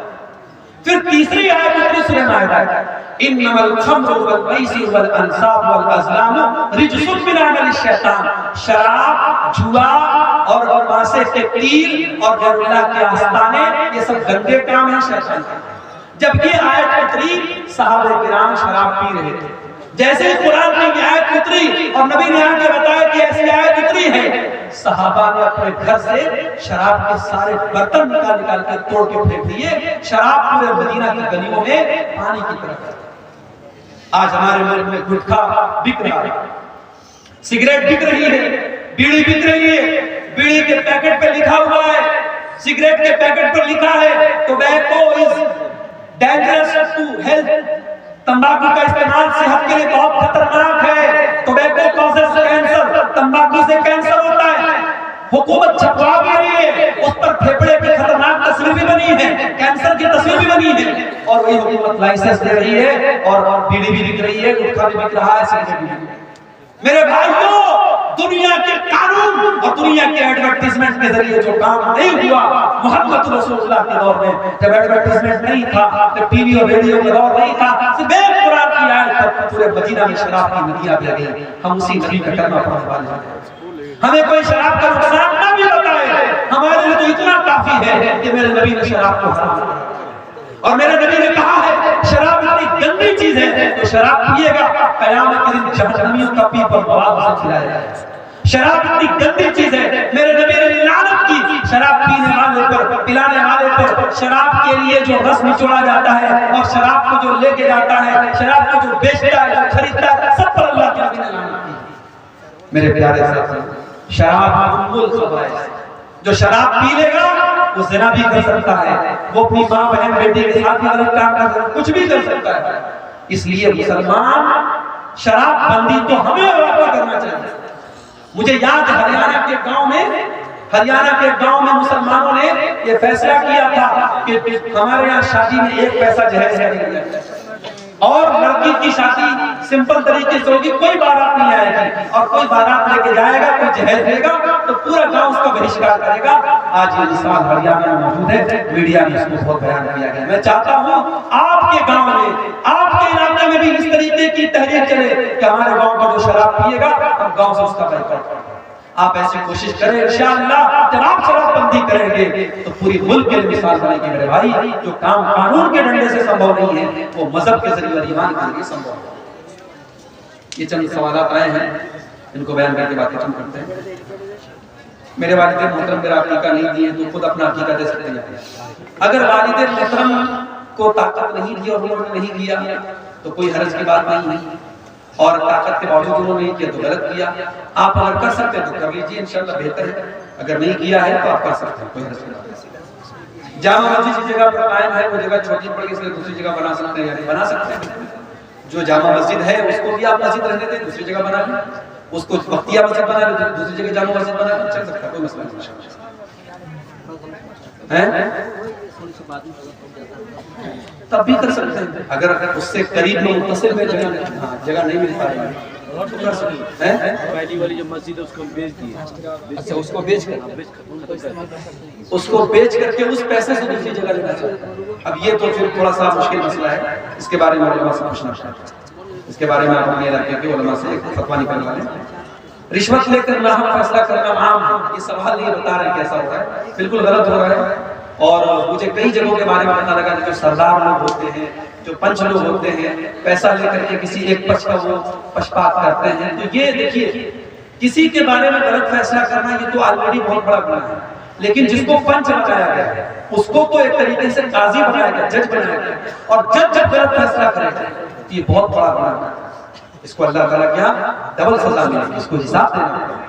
تو اس لیے جو انسان پنچ ہے, جو فیصلہ کرنے کا جس کو اختیار دیا گیا, وہ ہمیشہ اپنی چھوی کو اتنا پاک صاف رکھے, کوئی رشوت نہیں چلے اس کے یہاں, جو حق ہے جو صحیح ہے اس کا حصہ ہے, اس کو ایسا کرنا چاہیے. کس کس نماز میں دعائے ثنا پڑھنا ہوگا اور کس نماز میں؟ ہر نماز میں دعائے ثنا پڑھنا ہوگا. دعائے ثنا پڑھنا ضروری تو نہیں ہے, فرض تو نہیں ہے, لیکن سنت ہے, مستحب ہے. اب دعائے ثنا بہتر یہ ہے کہ وہ پڑھیں جو صحیح بخاری اور مسلم وغیرہ میں آئی ہے, اللہم باعث بینی و بین خطایا ہے, یہ پڑھیں. اور وہ بھی آپ پڑھ سکتے ہیں سبحانک اللہم و بحمدک و تبارک اسمک و تعالی جدک و لا الہ غیرک, لیکن یہ پہلی والی جو میں نے پڑھی وہ زیادہ بہتر اور زیادہ مستحب ہے.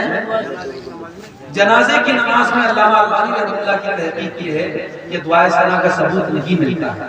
تو جنازے کی نماز میں آپ اعوذ باللہ بسم اللہ پڑھ کے ڈائریکٹ سورہ فاتحہ پڑھیں گے, اور سورہ فاتحہ کے بعد آپ کوئی اور سورت ملا لیں. بہتر ہے کہ آپ ملا لیں, نہیں ملاتے ہیں صرف سورہ فاتحہ پڑھ لیتے تو بھی کوئی حرج کی بات نہیں. پہلی تکبیر کے بعد آپ اعوذ باللہ بسم اللہ پڑھ کے سورہ فاتحہ پڑھیں گے اور کوئی سورت ملا لیں گے, پھر دوسری تکبیر کے بعد درود شریف پڑھیں گے, تیسری تکبیر کے بعد دعا پڑھیں گے, اور چوتھی تکبیر کے بعد آپ سلام پھر پڑھیں گے. ٹھیک ہے, اللہ تعالیٰ ہم سب کو کہنے سے زیادہ عمل کرنے کی توفیق عطا فرمائے. السلام علیکم ورحمۃ اللہ.